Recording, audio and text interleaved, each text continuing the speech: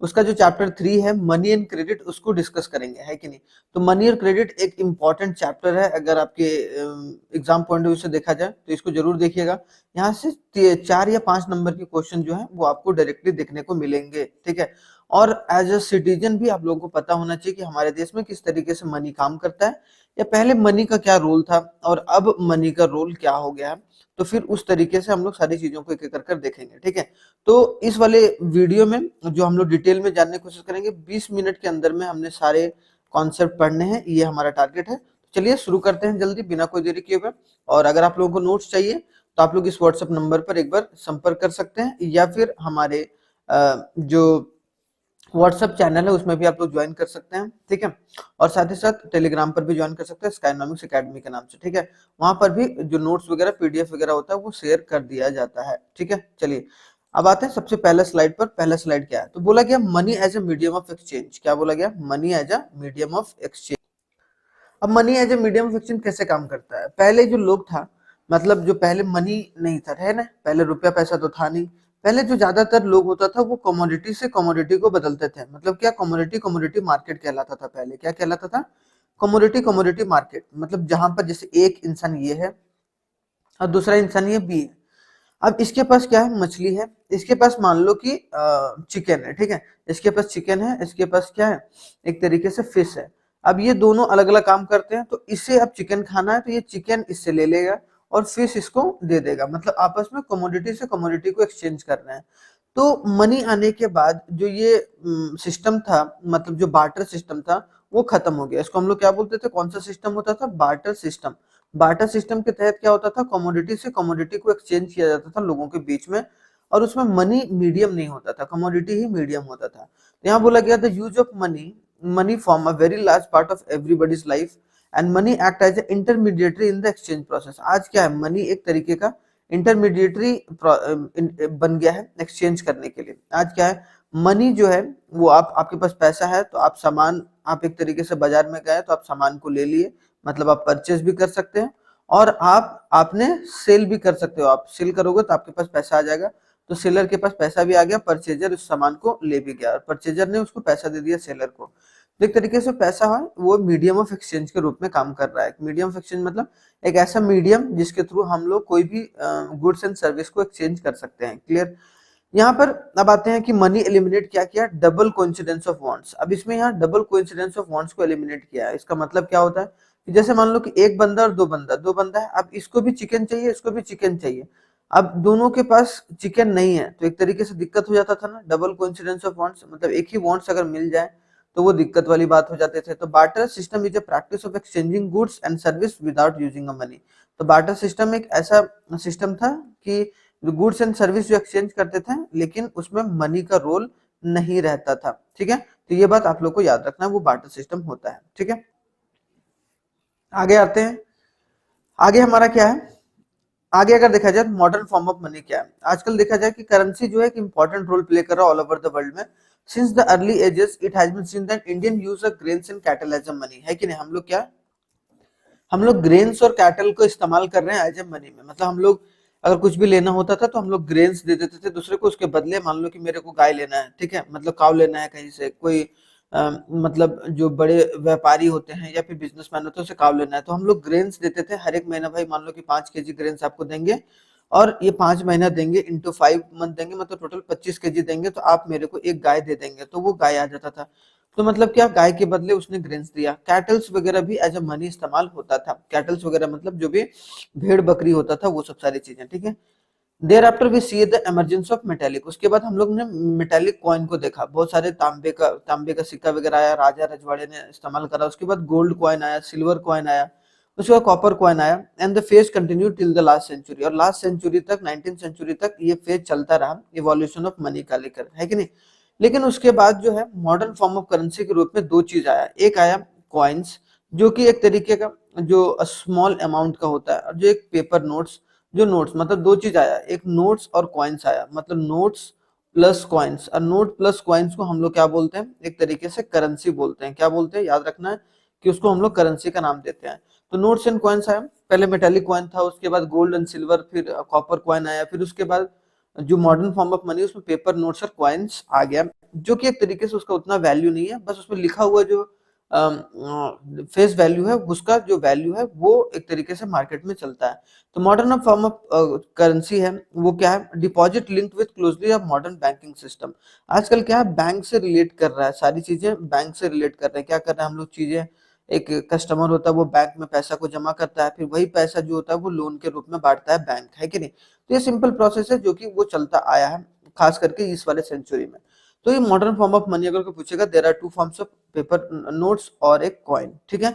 अब आते हैं करेंसी। तो करेंसी जैसा कि मैंने बताया कि करेंसी दो चीजों से मिलकर बनता है, एक आता है नोट्स और एक आता है कॉइन्स, ठीक है। नोट्स और कॉइन्स मिलकर क्या होता है, करेंसी बनता है। As it is authorised by the government of India. क्या होता है यहाँ पर, दो चीजें याद रखनी है। आरबीआई के द्वारा जो होता है वो क्या छापा जाता है भाई, नोट्स छापा जाते हैं। नोट्स जैसे कि आपने देखा होगा कि 10 रुपी नोट है, 10 रुपी नोट हो गया, 500 रुपी नोट हो गया, 100 रुपी नोट हो गया। तो जितने भी नोट नोट होते हैं, और 1 रुपया का जो नोट है उसको छोड़कर, मतलब जो सरकार है, गवर्नमेंट ऑफ इंडिया है, वो 1 रुपी नोट और जितने भी कॉइन्स होते हैं, और जितने भी कॉइन्स होते हैं वो कौन छापता है भाई, वो छापता है वो एक तरीके से गवर्नमेंट ऑफ इंडिया। जो कॉइन्स वगैरह जहाँ छपता है उसको हम लोग बोलते हैं मिंटिंग प्रेस।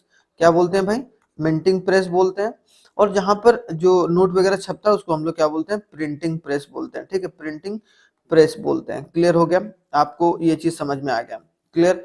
और यहाँ पर आरबीआई गवर्नर कौन है, अगर पूछेगा who is the RBI governor, तो आरबीआई गवर्नर आप लोग बोल सकते हैं संजय मल्होत्रा।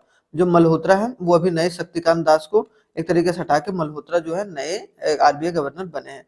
तो मिंटिंग प्रेस हो गया। अब मिंटिंग प्रेस 1 रुपी नोट और कॉइन्स यहाँ पर छापता है, कौन छापता है, गवर्नमेंट ऑफ इंडिया। कौन सी मिनिस्ट्री, फाइनेंस मिनिस्ट्री। तो ये बात याद रखिएगा, फाइनेंस मिनिस्ट्री जो है वो एक तरीके से सिक्का वगैरह जो छापती है। On the behalf of central government the reserve bank of India issue a currency notes in India, है कि नहीं। गवर्नमेंट ऑफ इंडिया के बिहाफ में, सरकार के बिहाफ में, रिजर्व बैंक ऑफ इंडिया जो आरबीआई है, हमारे देश का सेंट्रल बैंक है, वो क्या करता है, हमारे सेंट्रल बैंक वो नोट वगैरह को इशू करता है। मान ली RBI is allowed to issue a currency, कि आरबीआई को ही अलाउ है कि करेंसी को इशू करने का, ठीक है। और वही जो रुपी होता है वो एक्सेप्टेड है इंडिया में और एक्सचेंज के रूप में काम करता है। तो आई होप सो करेंसी के बारे में आप लोगों को अच्छा खासा जानकारी हो गया होगा। आगे आते हैं डिपॉजिट विथ अ बैंक। अब डिपॉजिट क्या करते हैं, हम लोग डिपॉजिट करते हैं, हम लोग डिपॉजिट करते हैं कि नहीं। हम लोग बैंक में खाता खुलवाते हैं, एक पर्सन बैंक में खाता खुलवाता है, वो पैसा को बैंक में डिपॉजिट करता है, और फिर वही बैंक जो होता है अदर पर्सन को लोन के रूप में बांट देता है। मतलब यहाँ पर लोन चला गया और यहाँ पर इसने डिपॉजिट दिया। अब दो जो मान लो कि डिपॉजिट दिया तो इसको भी पैसा वापस देगा। तो मान लो 5% रेट ऑफ इंटरेस्ट पर पैसा जो है वो बैंक वापस किसको दे रहा है, वो उस पर्टिकुलर पर्सन को जिसने डिपॉजिट करी है। अब उसके बाद जिसको लोन दिया उससे वो 10% इंटरेस्ट ले रहा है, ठीक है। तो एक तरीके से जो 5% हो जाता है मुनाफा, जो बच गया 10% माइनस 5%, तो वो एक तरीके का क्या हो गया कि हमारा बैंक का प्रॉफिट हो गया। तो another form in which the people hold money, दूसरा फॉर्म जहां पर पीपल जो पैसा को जमा रखते हैं वो कहाँ रखते हैं, बैंक में। किसके through, by opening an account, ठीक है। Bank accept their deposit and also pay the amount as a interest, है कि नहीं। वो बैंक डिपॉजिट को एक्सेप्ट करता है और उस पर इंटरेस्ट भी देती है, जैसा कि मैंने बताया 5% इंटरेस्ट, या फिर वो बैंक टू बैंक डिपेंड करता है। तो उसके बाद आता है डिमांड डिपॉजिट। डिमांड डिपॉजिट जो डिपॉजिट किया जाता है लोगों के द्वारा उसको हम लोग डिमांड डिपॉजिट बोलते हैं। Deposit in a bank account that are withdrawn on demand, कि जो भी बैंक जो डिपॉजिट हो रहा है अगर उसको डिमांड पर निकालने के लिए डिमांड पर निकालेंगे, या फिर वैसा डिपॉजिट जो कि हम लोग विड्रॉ कर सकते हैं ऑन डिमांड, उसको हम लोग डिमांड डिपॉजिट। जैसे मान लो ये पर्सन है, इसने पैसा जमा किया तो वो अपने डिमांड के अनुसार वो कभी भी डिमांड कर सकता है ना कि मेरे को पैसा वापस आ जाए। पैसा वापस कर दिए तो वो डिमांड डिपॉजिट हो जाता है, ठीक है। Another essential features of demand deposit is a cheque. अब लोग चेक में भी डिपॉजिट करते हैं या चेक से पैसा निकालते हैं। तो चेक क्या है भाई, तो यहाँ पर डिमांड डिपॉजिट याद रखना है आपको, कि वैसा पैसा जो डिमांड करने पर फिर से बैंक से वापस निकाला जा सकता है लोगों के द्वारा, उसको डिमांड डिपॉजिट बोलते हैं। और जो चेक होता है is a paper instructing a bank to pay a specific amount of person account to person in whose name is cheque is issue. जैसे मान लो कि हमने इशू कर दिया कि पे, यहाँ लिखा हुआ पे सुनील सर, ठीक है, पे सुनील सर 500 रुपीज ऐसे कर दिए, 500 रुपीज, और यहाँ पर हमने साइन मार दिया, ठीक है, जो भी पे करना चाह रहा है। इसका मतलब क्या है कि ये उनके अकाउंट में चला जाएगा, मतलब सुनील सर के अकाउंट में पैसा वो चला जाएगा। तो चेक एक तरीके का पेपर इंस्ट्रक्टिंग बैंक एक स्पेसिफिक अमाउंट रहता है जिसके थ्रू पर्सन जो होता है दूसरे पर्सन को अमाउंट जो होता है वो इशू कर सकता है चेक के थ्रू, ठीक है। तो चेक का सिस्टम भी आपको पता चल गया। ये लाइन बहुत इंपॉर्टेंट, याद रखिएगा। उसके बाद जब अब डिपॉजिट वाला बात हो गया, ठीक है, या फिर उसको कैसे पैसे को निकाला जाए, ट्रांसफर किया जाए, उसके बारे में बात हो गया। अब आते हैं कि loan activities of the bank. अब जो लोन एक्टिविटीज है बैंक का, वो क्या होता है? तभी जैसे मैंने बताया कि एक पर्सन जो है वो उसने पैसा को डिपॉजिट करा, एक डिपॉजिट करा, और वही पैसा को जो बैंक होता है वो बैंक क्या करेगा, बैंक अनदर पर्सन को दे देगा, बैंक लोन के रूप में जो बोरोवर को दे देगा, जो बोरो करना चाह रहा है पैसा को, जो भी पर्सन बोरो करना चाह रहा है कि नहीं। तो ये बात तो कंप्लीटेड है। तो बोला गया है कि it is seen that a bank gives a small portion, bank क्या करता है, कुछ ही पोर्शन जो रहता है डिपॉजिट का वो अपने पास रखता है। अब जैसे मान लो कि इसके पास 100 रुपया का डिपॉजिट आया बैंक के पास, तो 100 रुपया लोन में नहीं देता, ये मान लो कि 10 रुपया अपने पास रखा, क्या रखा, 10 रुपया, या कुछ परसेंटेज डिसाइडेड रहता है आरबीआई के द्वारा, वो 10 रुपया अपने पास रखा, अपने पास, और बाकी सारा क्या किया, अपने पास रखा, अपने पास रखा, और बाकी सारा पैसा क्या करेगा, वो 90 रुपये लोन में बांट दिया, तो उसी से वो इंटरेस्ट कमाता है। तो in India the bank holds 15% of the deposit at a cash, ये बोला गया कि 15 से 20% के आसपास में जो होता है वो डिपॉजिट कैश के रूप में अपने पास रखती है, जो कि कभी भी अगर ऐसा सिचुएशन बन गया कि बैंक जो है वो पैसा वापस नहीं आया जिसको दिया है वो, तो वो पैसा फिर यहाँ पर इस्तेमाल किया सके। It is a major portion of deposit that is issued by the bank to extend loan, और जो major part of the deposit रहता है उसको लोन के रूप में एक तरीके से पास आउट कर देता है। तो huge demand of loan can be seen in various economic activity. आजकल क्या हो रहा है कि लोन का जो डिमांड है वो धीरे धीरे बढ़ रहा है, क्योंकि लोग जो है इकोनॉमिक एक्टिविटीज बहुत ज्यादा कर रहे हैं, लोग मतलब पैसा कमाने के लिए अलग अलग बिजनेसेस वगैरह बहुत ज्यादा कर रहे हैं।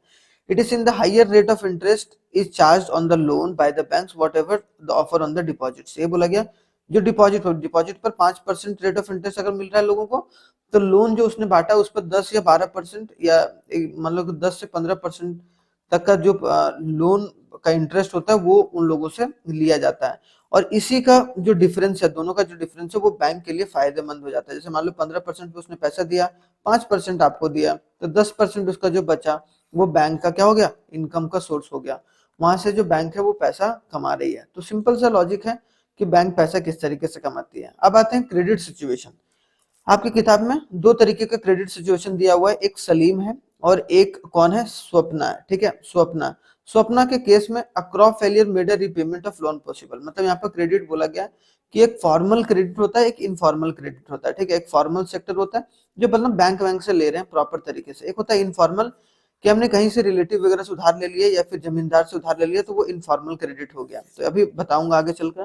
तो लोन बोला गया an agreement in which, credit loan क्या होता है, an agreement in which since the lender provides the borrowers with a money, goods and service in return to the promise of payments being made in the future। Simple सी बात है, loan क्या है कि loan एक ऐसा process है जिसके थ्रू जो लेंडर होता है वो पैसा देता है बोरोवर को, और उसके बदले जो बोरोवर होता है वो एक साइन करता है डॉक्यूमेंट कि हम आने वाले समय में आपको क्या करेंगे, पैसा वापस देंगे। जैसे कि आप मान लो कि यहाँ पर सलीम ने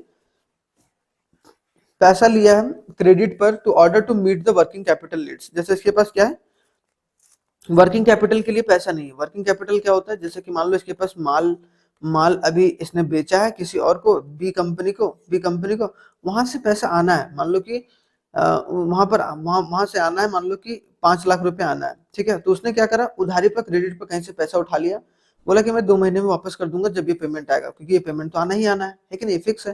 तो इसने क्या करा, 2 लाख रुपया मान लिया, और जो भी सामान उसके पास पड़ा हुआ है उससे दूसरा ऑर्डर एक तरीके से पूरा जूता वूता बना के, शूज वगैरह बना के, और फिर दूसरे कंपनी को बेच दिया, कंपनी सी को बेच दिया। तो कंपनी अब यहाँ पर जो बैंक से पैसा लिया, यहाँ पर मान लो क्रेडिट पर या फिर किसी से क्रेडिट पर लिया है, तो वो बी से पैसा आएगा इसके पास, तो वो पैसा वहां पर दे देगा, है कि नहीं, और फिर यहाँ से बाद में पैसा आएगा। इसी तरीके से वो पूरा गोल चक्कर चलता रहता है कि नहीं। अगर कोई फॉर्मल सेक्टर में काम कर रहा है या प्रॉपर क्रेडिट के रूप में, लेकिन स्वप्न क्या है कि crop failure made a repayment loan impossible. अगर ये लोन ले लेती है क्रॉप के लिए, क्रॉप क्या हुआ कि अगर कोई बारिश वगैरह नहीं हुआ, क्रॉप फेल हो गया, क्योंकि फेल होने का पूरा चांस है कि नहीं, पूरा चांस रहता है, 50-50% रहता है कि फेल भी होगा कि नहीं होगा, ठीक है, दोनों चीजें रहती हैं। तो यहाँ पर एक तरीके से फेल हो जाएगा तो ये पेमेंट नहीं करेंगे, उसके बाद ये हो सकता है कि इसका जो जमीन है, लैंड है, वो भी उसको कोलेटरल के रूप में रखने बोल दिया जाए बैंक के द्वारा या फिर जो जमींदार के द्वारा लिया गया है। तो एक तरीके से दोनों अलग अलग सिचुएशन है क्रेडिट का, कि एक में क्या गारंटी है पैसा आने का, एक में है कि गारंटी नहीं है पैसा आने का। तो दोनों चीजों के बारे में आपको पता होना चाहिए, दो सिचुएशन के बारे में, ठीक है। आगे आते हैं टर्म्स ऑफ क्रेडिट क्या होता है। आखिरकार जो पैसा दिया जाता है बैंक के द्वारा या किसी भी इनफॉर्मल या इनफॉर्मल सेक्टर के द्वारा, तो उसका एग्रीमेंट क्या होता है। यहाँ पर बोला गया कि लेंडर डिमांड्स अ कोलेटरल, कि जो पैसा देता है लेंडर, जो एक तरीके से जो पैसा दे रहा है, यहाँ पर बैंक हो सकता है या फिर कोई जमींदार हो सकता है, ठीक है। वो पैसा देता है तो वो क्या रखता है, एक तरीके से जमींदार वो कोलेटरल डिमांड करता है कि अगर आप मेरा पैसा वापस नहीं कर पाए तो आप क्या गिरवी रख रहे हैं। तो कोई घर गिरवी रख देता है, मतलब कोई हाउस गिरवी रख देता है, कोई जमीन गिरवी रख देता है। अब स्वप्ना के केस में क्या किया कि गिरवी रख दिया, उसमें क्या किया, और उसका वाला केस में, जो सलीम वाले केस में, उसमें क्या हो गया कि उसने एक तरीके से अपना बिल जो है उसको दिखा के वहां से पैसा ले लिया। तो जो हम लोग कोलेटरल लोन लेने के लिए जो हमने एक तरीके से गिरवी रख रहे हैं, कोलेटरल के रूप में दे रहे हैं, तो उसको हम लोग क्या बोलेंगे, एक तरीके से कोलेटरल। कोलेटरल क्या हो गया, it is an actual asset that a borrower owns, like a land, building, or vehicle. Life stocks be deposits with a bank, which is used as a guarantee, जो गारंटी के रूप में use होता है to a lender until the loan is repaid। एक बार आप loan repaid कर दोगे फिर कोलेटरल आपको वापस कर दिया जाएगा, ठीक है। तो एक तरीके से कोलेटरल जो एक तरीके का सिक्योरिटी होता है कोई भी बैंक के लिए, ताकि उसका पैसा जो है वो डूबे ना। टर्म ऑफ क्रेडिट क्या होता है, interest rate, collateral, documentation requirement होता है, मोड ऑफ पेमेंट कहाँ से करेंगे भाई, टुगेदर किस तरीके से। It varies depending upon the nature of lender and the borrower. वो लेंडर और बोरोवर के बीच में डिपेंड करता है कि क्या टर्म्स ऑफ क्रेडिट रहेगा, कब कितने साल के लिए रहेगा। मतलब 5 साल के लिए ले रहे हैं तो आपका रेट ऑफ इंटरेस्ट लो होगा। अगर आप 6 महीने 1 साल के लिए ले रहे हैं तो आपका इंटरेस्ट रेट हाई होगा, ठीक है। तो इंटरेस्ट रेट हाई होगा इस वाले मामले में। तो एक तरीके से टर्म्स ऑफ क्रेडिट है, लोन एग्रीमेंट होता है, कोलेटरल रखा जाता है सिक्योरिटी के रूप में, और उसके बाद टर्म्स ऑफ क्रेडिट को डिस्कस किया जाता है। अभी जैसे कि मैंने बोला फॉर्मल सेक्टर होता है कि इनफॉर्मल सेक्टर। फॉर्मल सेक्टर क्या होता है, प्रॉपर, जैसे बैंक हो गया, ये फॉर उसके थ्रू अगर कोई लोन ले रहा है, बैंक के थ्रू लोन ले रहा है, प्रॉपर कोई एक एनबीएफसी के थ्रू ले रहा है। एनबीएफसी क्या होता है, नॉन बैंकिंग फाइनेंशियल कंपनी। वैसे कंपनी जो सिर्फ लोन वगैरह बांटती है, ये लोन वगैरह बांटती है, ये खाता वगैरह चेकबुक नहीं। यहाँ पर क्या होता है, बैंक जो होता है लोन भी बांटता है, चेक भी रिलीज करता है, पासबुक भी रिलीज करता है कि नहीं। ये सब सारी बैंकिंग फैसिलिटी होती है। तो यहाँ पर क्या हो गया कि formal sector for a country's development, कोई भी कंट्री के डेवलपमेंट के लिए तो cheap and affordable credit is essential, कि लोगों को सस्ता लोन, मतलब जो चीप क्रेडिट है वो प्रोवाइड कराना बहुत ही जरूरी है। अगर चीप आप प्रोवाइड नहीं कराएंगे तो बिजनेस सही तरीके से ग्रो नहीं करेंगे। तो the loan taken from the bank and cooperatives are called a formal sector loans. Formal sector loans का वैसा वैसा लोन जो हम बैंक से लेते हैं, या फिर अभी बताया मैंने बैंक से लेते हैं या कोऑपरेटिव बैंक से लेते हैं, ठीक है, उसको हम लोग क्या बोलते हैं कि फॉर्मल सेक्टर लोन। जैसे आप लोग सेल्फ हेल्प ग्रुप गांव में बहुत है, महिलाओं का ग्रुप रहता है, उसमें आपस में पैसा वो लोग इकट्ठा करते हैं, बैंक में जमा करते हैं, और फिर वहां से जिनको जरूरत रहता है वो पैसा लोन के रूप में लेते हैं। तो एक तरीके से क्या हो गया, फॉर्मल सेक्टर लोन हो गया, जहां पर गवर्नमेंट इन्वॉल्व है, मतलब गवर्नमेंट को पता है कि लोन वगैरह हम बांट रहे हैं। आरबीआई इसको समय समय पर मॉनिटर करते रहता है कि फॉर्मल सोर्स ऑफ लोन कितना होना चाहिए। Banks are required to submit information to the RBI. अब बैंकों को या कोऑपरेटिव्स को आरबीआई को समय समय पर सारी इन्फॉर्मेशन देनी होती है कि आप लोग किसको दे रहे हैं, कितने रेट ऑफ इंटरेस्ट पे दे रहे हैं, और किस तरीके से पैसे को बांटा जा रहा है। तो फॉर्मल सेक्टर ऑफ क्रेडिट, और ये इंपॉर्टेंट होता है, क्यों, क्योंकि यहाँ पर क्या होता है कि कभी अगर कंज्यूमर जो है या फिर जो बोरोवर है वो पे नहीं कर पाया तो उसको थोड़ा सा टाइम पीरियड मिल जाता है, इसमें जो है लोगों को जबरदस्ती नहीं किया जाता है, ठीक है। दूसरा आता है इनफॉर्मल। इनफॉर्मल क्या होता है, जो मनी लेंडर्स के द्वारा, फ्रेंड्स के द्वारा, एम्प्लॉयर्स के द्वारा। The loan taken from money lenders, traders, employers, relatives and friends are called informal sector loan, है कि नहीं। वैसा लोन जो कोई पीपल ले रहा है अपने रिलेटिव के थ्रू, अपने रिलेटिव से ले रहा है, अपने घर वालों से ले रहा है, या जमींदार से ले रहा है, मनी लेंडर से ले रहा है, ठीक है, या फिर अपने घर के आसपास में जो एक बड़े बड़े लोग होते हैं जिनके पास बहुत ज्यादा पैसा है उनसे ले रहा है। उनके बदले वो क्या कर सकते हैं, वो आपकी जमीन को गिरवी रख सकते हैं। बाद में वो फिर स्वप्ना वाले केस में अगर उसने मान लो कि वो पैसा ले ली लोन के रूप में और रिकवर नहीं कर पाए तो उसका जो लैंड है वो तो छिन जाएगा ना। तो in informal sector no organisation is there to supervise. इसमें कोई ऑर्गेनाइजेशन नहीं है, जैसे फॉर्मल सेक्टर में आरबीआई काम करती है उसी तरीके से इनफॉर्मल सेक्टर में कोई ऐसा ऑर्गेनाइजेशन नहीं है जो कि एक तरीके से सारे एक्टिविटीज को देख रही है कि भाई कितना पैसा आप दे रहे हैं, कितना पैसा। There is no one to prevent them. कोई व्यक्ति नहीं है जो उसको प्रिवेंट कर सकता है फ्रॉम यूजिंग अनफेयर मीन्स। वो गलत गलत हथकंडे अपना सकते हैं ताकि वो पैसे को वापस ले सकें। मान ली about half of the total credit needs of the rural are met by the formal sector. बोला जा रहा है मान ली half of the total credit, अगर मान लो कि कंट्री में 5 लाख की लोन की जरूरत होती है तो उसमें से 2.5 लाख रुपया ही सिर्फ फॉर्मल सेक्टर से हो पा रहा है, और बाकी सारा क्या होता है इनफॉर्मल सेक्टर से लोन लेते हैं, ठीक है, उधारी पर, या फिर जिसको हम लोग बोलेंगे अलग अलग लोगों से, फ्रेंड्स फैमिली से लेते हैं। Informal source helps in fulfilling the remaining credit, और बाकी सारा जो 2.5 लाख रुपया वो कहाँ से पूरा हो रहा है, इनफॉर्मल सेक्टर। और इनफॉर्मल सेक्टर एक खतरे की घंटी है, तो हमेशा सरकार को क्या फोकस करना चाहिए कि इनफॉर्मल सेक्टर को कैसे खत्म किया जाए, इसमें लोन ना ले वहां से। लेकिन उसी को खत्म करने के लिए एक ग्रुप बनाया गया, self help group for the poors, ठीक है। जो छोटे छोटे घरों के महिलाएं हैं, वो साथ में मिलकर कोई एक ग्रुप बनाएंगे, 10 महिलाओं का ग्रुप बन गया।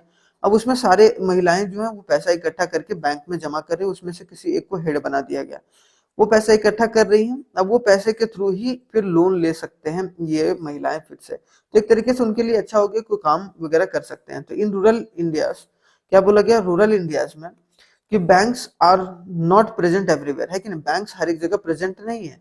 Even if a banks are present, getting a loan from a bank is much more tedious as a proper document collateral are required, है कि नहीं। बैंक रहता भी है तो वहां पर बैंक से लोन लेना आजकल बहुत पेचीदा हो गया, क्योंकि आपको प्रॉपर डॉक्यूमेंट चाहिए, आपको प्रॉपर कोलेटरल रखना होगा, कुछ सिक्योरिटी के रूप में रखना होगा, तभी आपको एक तरीके से बैंक लोन देगी। तो ओवरकम ऑफ दिस प्रॉब्लम, ये सब प्रॉब्लम को खत्म करने के लिए सेल्फ हेल्प ग्रुप्स क्रिएट किया गया पीपल के द्वारा।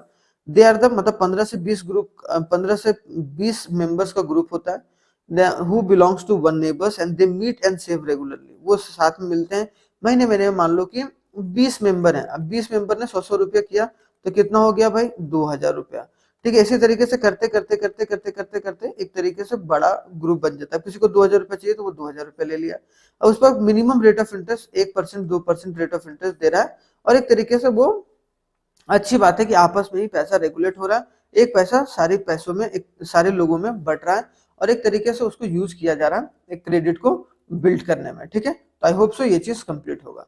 आगे आते हैं, एडवांटेज क्या है सेल्फ हेल्प ग्रुप का। अब एक मेजर एडवांटेज है सेल्फ हेल्प ग्रुप का, क्यों भाई, क्योंकि borrowers problems of lack of collateral is met by the self help group, कि जो बोरोवर का प्रॉब्लम है कि लैक ऑफ कोलेटरल, किसी के पास अगर कोलेटरल नहीं होता उसको बैंक से लोन नहीं मिलता है, तो यहाँ पर जो कोलेटरल है वो रखना नहीं होता है महिलाओं को।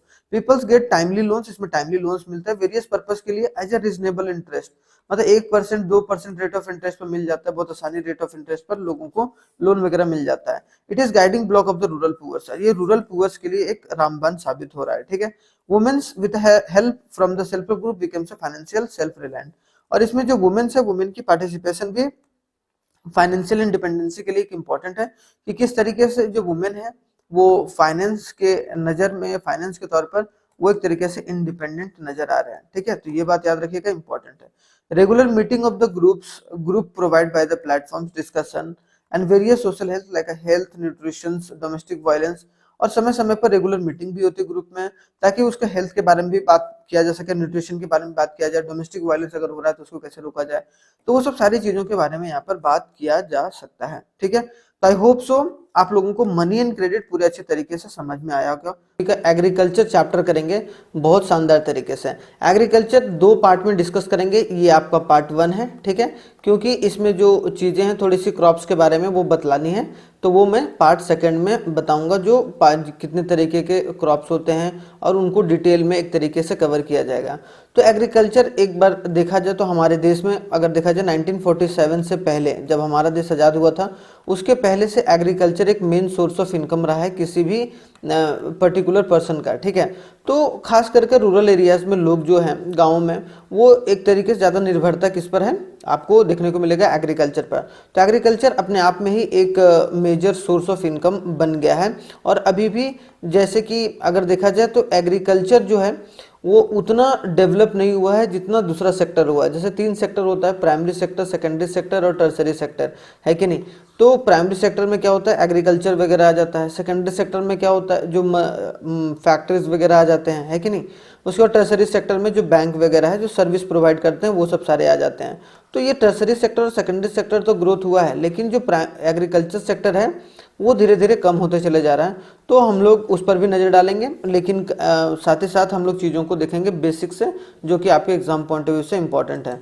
तो देखा जाए तो अगर आप लोगों को टॉपिक जो डील करनी है, वो आपको टाइप्स ऑफ फार्मिंग पता होना चाहिए कि कितने तरीके का फार्मिंग होता है, क्योंकि मैंने जैसा कि बताया कि एग्रीकल्चर के बेसिक को देखेंगे। तो एग्रीकल्चर अगर आप लोगों को आ रहा है तो एक तरीके से आप एक बेसिक चीज़ों को जानना बहुत ज़रूरी है, ठीक है। टाइप्स ऑफ फार्मिंग हो गया, प्रिमिटिव सब्सिस्टेंस फार्मिंग हो गया, फिर जूमिंग क्या होता है, फिर इंटेंसिव सब्सिस्टेंस फार्मिंग क्या होता है, कॉमर्शियल फार्मिंग क्या होता है, क्रॉपिंग पैटर्न क्या है, ठीक है। उसके बाद जो मेजर क्रॉप्स, फूड क्रॉप्स है, नॉन फूड क्रॉप्स है, वो क्या है, टेक्नोलॉजिकल जो एडवांसमेंट है, किस तरीके का टेक्नोलॉजी जो है वो हमारे देश में आया, जैसे ग्रीन रेवोल्यूशन वगैरह हुआ था एग्रीकल्चर को, ताकि हमारे देश में जो वीट है और राइस की प्रोडक्शन को बढ़ाया जा सके, और बहुत शानदार तरीके से एक तरीके से वहाँ काम हुआ था ग्रीन रेवोल्यूशन में।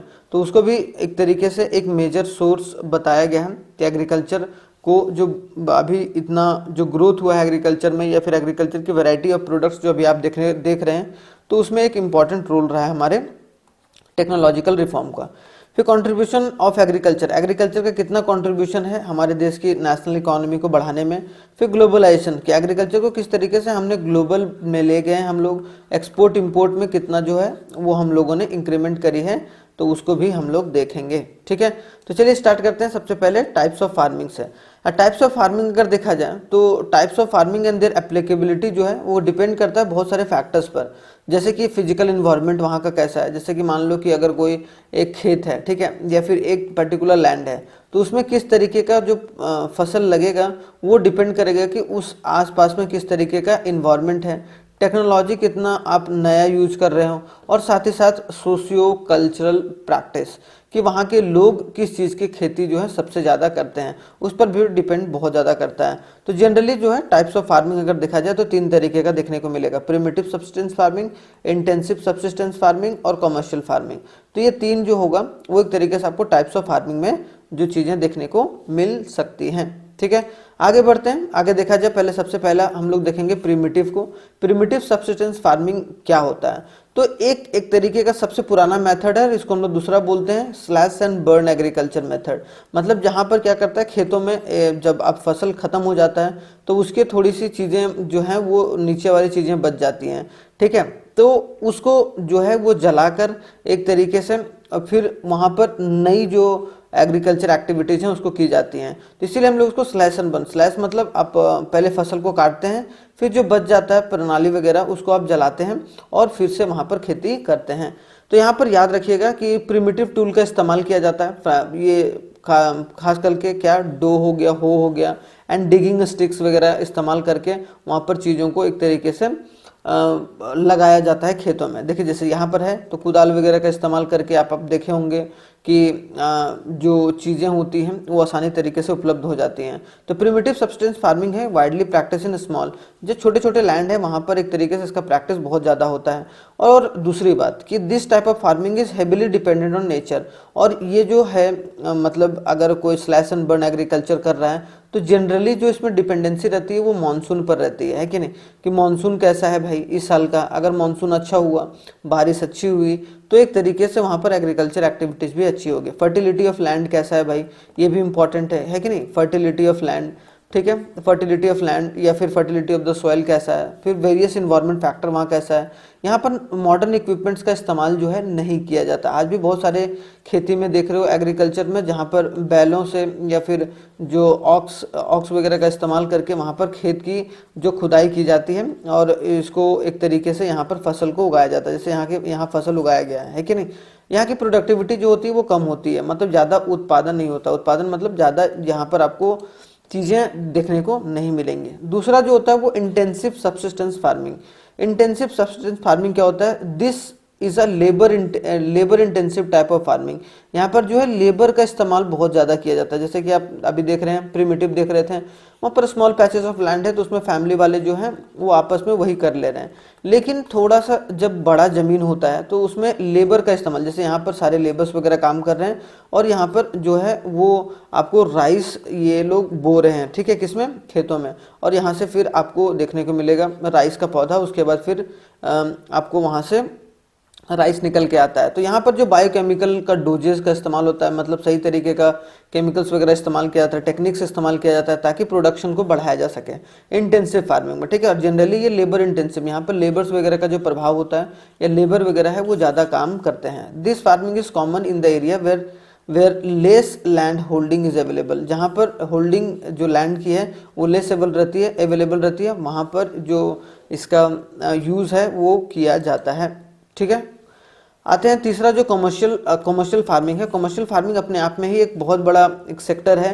अभी धीरे धीरे जो है सेक्टर और भी बढ़ता चला जा रहा है। तो हियर हाई डोजेज ऑफ, यहाँ पर क्या होता है, अगर कोई मॉडर्न इनपुट्स वगैरह इस्तेमाल कर रहा है जैसे कि इंसेक्टिसाइड्स, फर्टिलाइजर्स वगैरह, पेस्टिसाइड्स वगैरह, high yielding variety of seeds, जो कि सीड्स वगैरह होगा वो बहुत शानदार मात्रा में, जो हाइब्रिड सीड्स होते हैं, उनका इस्तेमाल अगर कोई फार्मर वगैरह कर रहा है तो वो कमर्शियल फार्मिंग के अंदर आ सकता है, ताकि उसको प्रोडक्टिविटी ज़्यादा मिल सके। किस पर ध्यान दे? प्रोडक्टिविटी पर ज़्यादा ध्यान देगा। जैसे ट्रैक्टर्स वगैरह सही तरीके से इस्तेमाल किया जा रहा है कि नहीं, वहाँ पर लेबर्स वगैरह इंटेंसिव फार्मिंग जो होता है वो कम होता है। जैसे यहाँ पर देखिए आप ट्रैक्टर्स वगैरह का इस्तेमाल हो रहा है, ठीक है, तो यहाँ पर चीज़ों मतलब प्रोडक्टिविटी को बढ़ाने के बारे में यहाँ पर देखा जा रहा है। The plantation is also type of, जैसे प्लांटेशन हो गया, जैसे शुगर केन आप लगा रहे हैं, ठीक है, शुगर केन का हो गया, या फिर आप शुगर केन हो गया, उसके बाद आप टी वगैरह लिखते हैं, वो सब कमर्शियल फार्मिंग का पार्ट आता है, ठीक है। जैसे बनाना का अगर कोई प्लांटेशन लगा रहा है, ठीक है, बनाना जो होता है कि नहीं, केले का जो खेती कर रहा है, तो वो कोई किस में आएगा? कमर्शियल फार्मिंग में अंदर आ जाएगा। जैसे यहाँ पर बोला गया tea, rubber, sugar cane, coffee examples of plantation crops, तो ये सब सारे एग्जाम्पल्स आपको देखने को मिलेंगे किसका? कमर्शियल क्रॉप, और जहाँ पर high yielding variety of seeds वगैरह इस्तेमाल किया जाता है और जो है मॉडर्न इनपुट्स भी इस्तेमाल किए जाते हैं, ठीक है। अब आते हैं कि क्रॉपिंग पैटर्न क्या है हमारे देश में, ठीक है। तो जनरली बोला जाए कि 3 क्रॉपिंग पैटर्न है हमारे देश में, इंडिया में। There are cropping seasons in India, हमारे देश में 3 तरीके का, पहला होता है राबी, दूसरा होता है खारिफ और तीसरा होता है जैद, ठीक है। तो राबी, खारिफ और जैद अपने आप में ही इंपॉर्टेंट है। राबी का जो पर्टिकुलर एग्जांपल अगर देखने को मिलेगा आपको, वीट, पीस, ग्राम्स, मस्टर्ड्स, और खारिफ जो मिलेगा वो उसमें राइस, ग्राउंडनट, रागी, सोयाबीन, ठीक है। ये सब ज़्यादा खारिफ जो प्रोडक्ट होता है वो खास करके कहाँ कब होगा? जब ज़्यादातर रेनी सीजन के आसपास के सीजन में आपको ज़्यादा देखने को मिलेगा। जो वीट, ये जो राबी होगा वो आपको विंटर में देखने को मिलेगा, और जो जैद सीजन होगा वो एक तरीके से समर में एक तरीके से आपको देखने को मिलेगा, जो जैद सीजन कहलाएगा, जिसमें कक्यूम्बर, जो खीरा वगैरह, वाटरमेलन वगैरह, जो बीटर गॉर्ड, जो करेला वगैरह होता है, वो सब प्रोडक्शन किया जाता है। तो ये 3 सीजन आप लोगों को याद रखना है, तीनों का, ठीक है। एक एक करके डिस्कस करते हैं, लेकिन उसके पहले हम लोग डिफरेंस देख लेते हैं, ठीक है। डिफरेंस एक इंपॉर्टेंट पार्ट है, अगर आप ये याद कर लीजिएगा तो उसके अलावा आपको कुछ याद करने का, अगर मान लो कि सिर्फ राबी के बारे में लिखने आ गया तो आप इसमें राबी के बारे में लिख सकते हैं। तो 3 है यहाँ पर, एक हो गया राबी, एक हो गया खारिफ और एक हो गया जैद, ठीक है। तो राबी सीजन जो है वो कब लगाया जाता है भाई? विंटर में, ठीक है, मतलब क्या, अक्टूबर टू दिसंबर में, और इसको हार्वेस्ट किया जाता है। हार्वेस्ट मतलब इसकी कटाई होती है कब? अप्रैल टू जून में, समर में। और इम्पॉर्टेंट क्रॉप्स कौन है? वीट है, ग्राम है, बार्ले है, मस्टर्ड है, पीस है। तो ये हमारे राबी के एक तरीके से पूरे इंफॉर्मेशन हो गया। खारिफ जो होता है वो बिगनिंग ऑफ रेनी सीजन में लगाया जाता है, मतलब सोन में, जैसे कि जो आपको राइस वगैरह देखा जाए तो राइस की खेती जनरली आपको देखने को मिलेगा जब बरसात का मौसम शुरू होता है उसके पहले लगाया जाता है कि नहीं। तो उसको काटता कब है भाई? हार्वेस्ट कब होता है? सितंबर अक्टूबर में। और पैडी, ज्वार, बाजरा, मेज, टाइप्स ऑफ दाल जो होंगे, मूंग, उड़द, तूर, जूट, कॉटन, सोयाबीन और ग्राउंडनट, तो ये सब सारे आपके खारिफ क्रॉप के पार्ट हो जाएंगे। जैद क्या होगा? बिटवीन, मतलब बोला जा रहा है राबी क्रॉप और खारिफ क्रॉप के बीच का जो सीजन होता है, मार्च टू जुलाई। क्योंकि मार्च टू जुलाई क्यों? क्योंकि ये अप्रैल में, ठीक है, अप्रैल में हो गया, मतलब यहाँ पर मार्च अप्रैल, यहाँ पर बच गया ना, मार्च अप्रैल मई जून जुलाई, तो मार्च अप्रैल मई जून जुलाई, मतलब इसमें राबी सीजन आता है। और जनरली यहाँ पर जो होता है इसको बहुत जल्दी लगाया जाता है और बहुत जल्दी ये फल भी जाता है। तो वाटरमेलन, इसका कोई एक हार्वेस्टिंग सीजन नहीं होता, जब आप लगाओगे उसी हिसाब से वो इंक्रीज होगा या फिर बढ़ेगा और फिर उसी तरीके से उसकी कटाई होगी। इसमें watermelon, cucumber, muskmelon, vegetables, fodder crops, ये सब सारे किसके पार्ट आएंगे? जैद क्रॉप्स के आएंगे। तो आई होप सो ये चीज़ में कोई दिक्कत नहीं होगा आपको। क्लियर? मेजर क्रॉप्स कौन कौन है भाई जो हम लोगों को पढ़ने हैं एग्जाम में?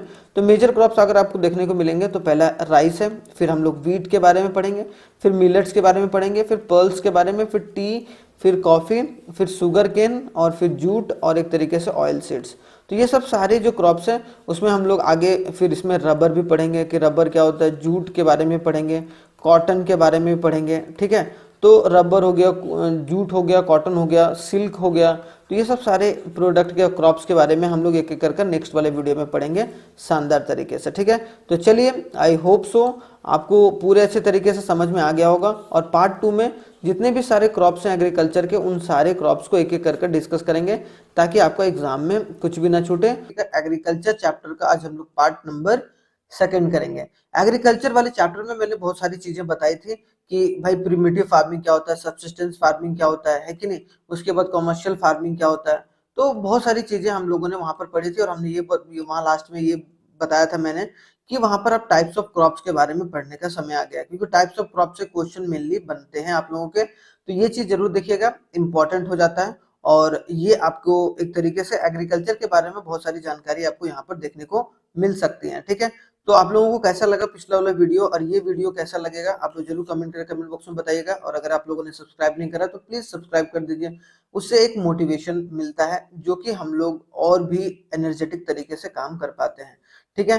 तो मेजर क्रॉप्स के बारे में वहां पर बताया था मैंने। तो मेजर क्रॉप्स मेनली क्या होते हैं कि आपको देखने को मिलेगा, राइस होता है, व्हीट होता है, मिलेट होता है, पल्सेस होता है, टी होता है, कॉफी है, शुगर केन है, जूट है, ऑयल सीड्स है। उसके बाद मैंने वहां पर अभी आने वाले ये वीडियो में अभी सिल्क के बारे में डिस्कस करा है, कॉटन के बारे में डिस्कस करा है, ठीक है, और रबर के बारे में डिस्कस करा है। तो बहुत सारे ऐसे नॉन फूड क्रॉप्स हैं उनको भी हमने वहां पर डिस्कस करने की कोशिश करी है। तो चलिए एक एक करके स्टार्ट करते हैं। सबसे पहले राइस के बारे में डिस्कस करते हैं। तो राइस, राइस का मतलब आप लोग समझ रहे हैं, चावल। तो ये एक स्टेपल फूड है, स्टेपल फूड है, ठीक है, एक स्टेपल फूड है। And India is the second largest producer of rice. और अगर देखा जाए तो इंडिया क्या है, सेकंड लार्जेस्ट प्रोड्यूसर है राइस का, किसके बाद, चाइना के बाद, ठीक है। तो चाइना कौन है, फर्स्ट नंबर है, और इंडिया जो है वो सेकंड नंबर है राइस के प्रोडक्शन में। और एक ये खाने का प्रोडक्ट है जिसको शानदार तरीके से खाया जाता है। ये एक तरीके का खारिफ क्रॉप्स है, जनरली जो होता है इसको मानसून सीजन, रेनी सीजन जब स्टार्ट होता है तब इसको लगाया जाता है, और ठंडियों में, मतलब ठंडियों के समय में सितंबर, अक्टूबर, नवंबर में इसको काटा जाता है, ठीक है। तो ये भी याद रखना है कि एक खारिफ क्रॉप है जिसमें एनुअल जो रेनफॉल है, अगर किसी भी रीजन में अगर एनुअल जो रेनफॉल है वो ओवर 100 सेंटीमीटर हो रहा है, ठीक है, और उसका टेम्परेचर क्या 25 डिग्री सेल्सियस से ऊपर है, तब यहाँ पर या इस वाले टेम्परेचर में ये जो फूड क्रॉप है वो एक तरीके से बहुत अच्छे तरीके से यहाँ पर होगा, और एक तरीके से यहाँ पर जनरेट होगा, मतलब जो प्रोड्यूस होगा खेतों में। It is cultivated in the north, ज्यादातर इसमें नॉर्थ वाले पार्ट में होता है, and north east India, coastal region and a deltaic region. तो ये भी याद रखना है कि यहाँ कहाँ पर होता है, नॉर्थ और नॉर्थ ईस्ट रीजन में। नॉर्थ ईस्ट रीजन में जैसे असम वगैरह में हो गया, अरुणाचल प्रदेश में हो गया। नॉर्थ में जैसे कि आपको पंजाब में देखने को मिलेगा, ठीक है, पंजाब हो गया, ये बिहार में, बिहार हो गया, झारखंड हो गया। तो ये सब सारे स्टेट्स में आपको ज्यादातर राइस देखने को मिलेंगे जहाँ प्रोडक्शन होता है, ठीक है। और ये एक शानदार तरीके का फूड है, और खास करके इसको ग्रीन रेवोल्यूशन में इसको बहुत ज्यादा फोकस किया गया था, व्हीट और राइस पर, ताकि जो है इसका जनरेशन और भी किया जा सके। क्लियर, तो राइस के बारे में कंप्लीट है। अब आते हैं हम लोग व्हीट के बारे में। गेहूं, गेहूं भी एक, जैसे रोटी वगैरह आप खाते हो तो वो इसी से बनता है। तो it is the second most important cereal crops. ये बोला गया कि सेकंड मोस्ट इंपॉर्टेंट जो सीरियल क्रॉप्स है वो आपको कौन सा देखने को मिलेगा, व्हीट देखने को मिलेगा। खास करके जितने भी नॉर्थ स्टेट्स हैं और नॉर्थ वेस्ट स्टेट्स हैं, वहां पर व्हीट का इस्तेमाल जो होता है वो डेली लगभग लगभग वहां के लोग जो होते हैं वो डेली रोटी वगैरह खाते हैं, ठीक है। इसका जो क्लाइमेट सीजन होता है, या फिर इसको कूल मौसम चाहिए होता है क्या, इसीलिए ज्यादा ये कहाँ पर होता है, कब होता है, ये विंटर सीजन में आपको देखने को मिलेगा, ठीक है, विंटर सीजन में। जिसमें बोला गया कि क्लाइमेट सीजन में इसका एनुअल रेनफॉल कितने कितने, जैसा 100 सेंटीमीटर के ऊपर राइस में चाहिए, इसमें कितना सेंटीमीटर का अगर एनुअल रेनफॉल चाहिए, 50 टू 75 सेंटीमीटर का, ठीक है। और इसमें सनशाइन ब्राइट वगैरह चाहिए ताकि ये पक सके, मतलब क्या, ये चीज हरा रहता है पहले, ठीक है, उसके बाद ये पकता है तो ये कैसा हो जाता है, सनलाइट कलर का हो जाता है, ठीक है। तो ये बात याद रखिएगा। तो इसको पकने के लिए एक जो है वो सनशाइन की जरूरत होती है, ठीक है। The two most wheat growing regions of India, जो बोला जा रहा है कि ज्यादातर जो व्हीट ग्रोइंग रीजन्स हैं वो कौन कौन से, गंगा सतलज प्लेन्स, जहां पर भी गंगा के आसपास का रीजन है वहां पर ज्यादातर जो है एक तरीके से आपको क्या देखने को मिलेगा, वहां व्हीट जो है बहुत शानदार तरीके से ग्रो किया जा रहा है, ठीक है। And the black soil region of a Deccan, और डेक्कन के आसपास जो ब्लैक सॉइल जहां पर है वहां पर भी व्हीट का प्रोडक्शन बहुत ज्यादा होता है। कौन कौन से स्टेट है भाई, तो ये भी याद रखिएगा, पंजाब है, हरियाणा है, बिहार है, उत्तर प्रदेश है, मध्य प्रदेश है, एंड राजस्थान। जी, इसमें से कोई भी 5 स्टेट का नाम याद रखिएगा जहां पर ये प्रोडक्शन जो है वो किया जाता है। ठीक है, तो आई होप सो ये भी चीज कंप्लीट होगा। अब आगे आते हैं थर्ड में, मिलेट्स में। मिलेट्स भी एक तरीके का इंपॉर्टेंट इंग्रेडिएंट्स है। अगर आप फूड में इसको मिलाते हैं तो वो आजकल क्या हो रहा है, मोटा अनाज, हम लोग जिसे जब बोलते हैं मोटा अनाज है, तो ये मोटा अनाज को आजकल हम लोग खाना बंद कर दिए हैं। ठीक है, पहले के जमाने के लोग जो थे वो बहुत शानदार तरीके से खाते थे। ज्वार हो गया, बाजरा हो गया, तो ज्वार बाजरा होता था अपने आप में ही बहुत ताकत देता है। और आज जो लोग हैं वो धीरे धीरे इसी पर शिफ्ट हो रहे हैं। तो मतलब क्या बोल रहा है, नेचर उन सारे लोगों को फिर से यहीं पर ला रहा है। ठीक है, जितने भी फैशनेबल चीजें हैं उसको छोड़कर अब लोग धीरे धीरे इसको अपना रहे हैं, हाइजीन को, जब से कोविड-19 हुआ है। ठीक है, तो याद रखिएगा jowar, bajra, ragi are the important prominent millets हैं। ये सब सारे जो कि पाए जाते हैं हमारे देश में। Jowar is rain fed crops grown in the state. ये रेन फेड क्रॉप मतलब क्या, इसको ज्वार के लिए एक तरीके से आपको पानी वगैरह बहुत अधिक मात्रा में चाहिए होता है। ठीक है, और ये आंध्र प्रदेश में, मध्य प्रदेश, महाराष्ट्र और कर्नाटका में ज्यादातर होता है। बाजरा जो है वो सैंडी सॉइल में ज्यादा इसका उपयोग किया जाता है। मतलब जहां पर सॉइल जो है वो एक तरीके का सैंड सैंड होता है, जैसे थोड़ी थोड़ी कंकड़ आपको देखने को मिलेगी जहां पर सैंडी सॉइल होगा वहां पर, और सैलो ब्लैक सॉइल में इसको एक बार एक तरीके से उपजाया जाता है या फिर प्रोड्यूस किया जाता है। जो कि कहाँ कहाँ किया जाता है, महाराष्ट्र में, गुजरात में, राजस्थान, उत्तर प्रदेश और हरियाणा। ठीक है, रागी जो है, ragi grows based on the black, red और सैंडी या येलोमी या फिर सैलो ब्लैक सॉइल्स में। तो यहाँ में बोला जाए कि जो रागी है वो ब्लैक सॉइल में भी हो जाता है, रेड सॉइल में भी हो जाता है, सैंडी सॉइल में भी हो जाता है, लूमी सॉइल में, मतलब लगभग लगभग हर जगह हमारे देश के हर एक पार्ट में इसका जो प्रोडक्शन है उसका किया जा सकता है। जैसे कि यहाँ पर तमिलनाडु में ज्यादा होता है, कर्नाटका में होता है, उत्तराखंड में होता है, हिमाचल प्रदेश में होता है, सिक्किम में होता है, और अरुणाचल प्रदेश में मेजर रागी क्रॉप्स स्टेट है जहां पर ये चीज होती है। तो याद रखिएगा तीन जो क्रॉप्स है, ज्वार, बाजरा और एक तरीके से रागी। ठीक है, ज्वार, बाजरा और रागी तीन इंपॉर्टेंट मिलेट्स हैं जो कि हमारे देश में उगाए जाते हैं। ठीक है, आई होप सो मिलेट्स भी कंप्लीट होगा। अब आगे आते हैं, थोड़ा सा आगे देखते हैं कि इंडिया पल्सेस से क्या रिलेटेड है। अगर पल्स देखा जाए, बहुत सारे दाल जो होती है हमारे देश में होती है, और इंडिया एक लार्जेस्ट प्रोड्यूसर है क्या, दाल का। हम लोग सबसे ज्यादा प्रोडक्शन जो होता है वो दाल का करते हैं, और as well as the largest consumer of the pulses. बोला जाए कि हम लोग प्रोडक्शन भी सबसे ज्यादा करते हैं, प्रोडक्शन भी सबसे ज्यादा करते हैं और कंज्यूम भी सबसे ज्यादा करते हैं। जैसे मिल्क में भी अगर आप दूध देखा जाए तो हमारे देश में सबसे ज्यादा मतलब जो प्रोडक्शन होता है और एक सबसे ज्यादा एक तरीके से कंज्यूम होता है मिल्क। सेम वही कंडीशन जो है वो आपको पल्सेस में देखने को मिलेगा। पल्स को अगर उगाना है अगर लैंड के थ्रू, तो आप लेस मॉइस्चर चाहिए उसके लिए, and can survive in a dry condition. और उसको ड्राई मतलब ज्यादा पानी की जरूरत नहीं है, वो ड्राई कंडीशन में सर्वाइव कर जाएगा। ठीक है, they are a major source of protein. अगर देखा जाए कि बोला जाता है कि डॉक्टर्स वगैरह या सारे लोग बोलते हैं कि दाल जो होता है वो बेटर सोर्स ऑफ प्रोटीन होता है, खास करके वेजिटेरियन डाइट्स के लिए, जो मीट मछली नहीं खाते हैं, जो वेजिटेरियंस हैं। ठीक है, उनके लिए। एंड प्रोड्यूस्ड, और ज्यादातर प्रोड्यूस कहाँ किया जाता है, महाराष्ट्र में, कर्नाटका में, मध्य प्रदेश में, उत्तर प्रदेश में और राजस्थान में। तो ये सब सारे डिफरेंट डिफरेंट दाल हैं जो कि आप लोगों ने सुना ही होगा। ठीक है, अरहर की दाल, मूंग की दाल, है कि नहीं।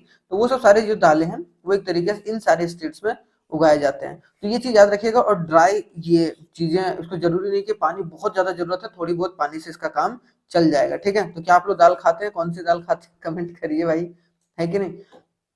उसके बाद आगे देखते हैं मेज। मेज मतलब जो भुट्टा, ये भुट्टा भी एक तरीके का इंपॉर्टेंट सोर्स ऑफ प्रोटीन है, और इसको भी उतना तवज्जो नहीं दिया जाता है जितना अदर गुड्स को, जैसे जितना ज्यादा फास्ट फूड को आजकल दिया जा रहा है कि नहीं। लोग भुट्टा वगैरह नहीं खाएंगे, फास्ट फूड खाएंगे ही खाएंगे। तो एक तरीके से वो चीज को हटाकर अगर हम लोग रिप्लेस कर देते हैं इन सब सारी चीजों से, तो हो सकता है कि हमारे देश में जो है बीमारियां कम हो सके। तो ये एक तरीके का खारिफ क्रॉप है, तो ये याद रखिएगा, खारिफ क्रॉप है, ठंडियों में उगाया जाता है। That grows well in old alluvial soil. जो देखो, दो एलुवियल सॉइल होता है, मैंने जब सॉइल का चैप्टर पढ़ाया था तो उसमें बताया था कि एक ओल्ड एलुवियल सॉइल होता है और एक खादर, एक बांगर। ठीक है, तो बांगर को हम लोग बोलते थे कि ओल्ड एलुवियल सॉइल, और न्यू को खादर बोलते थे, है कि नहीं। तो याद रखना है कि ओल्ड और न्यू एलुवियल सॉइल में ज्यादातर ये सबसे अच्छा किसमें होता है, मेज, जो ओल्ड एलुवियल सॉइल होता है। मतलब जो गंगा के आसपास का रीजन ना हो। ठीक है, क्योंकि गंगा के आसपास के रीजन में क्या होता है कि वो मिट्टी धुल जाती है, फिर चली जाती है गंगा में। तो एक तरीके से वो मिट्टी नई एलुवियल सॉइल जनरेट कर जाती है, खास करके रेनी सीजन के बाद।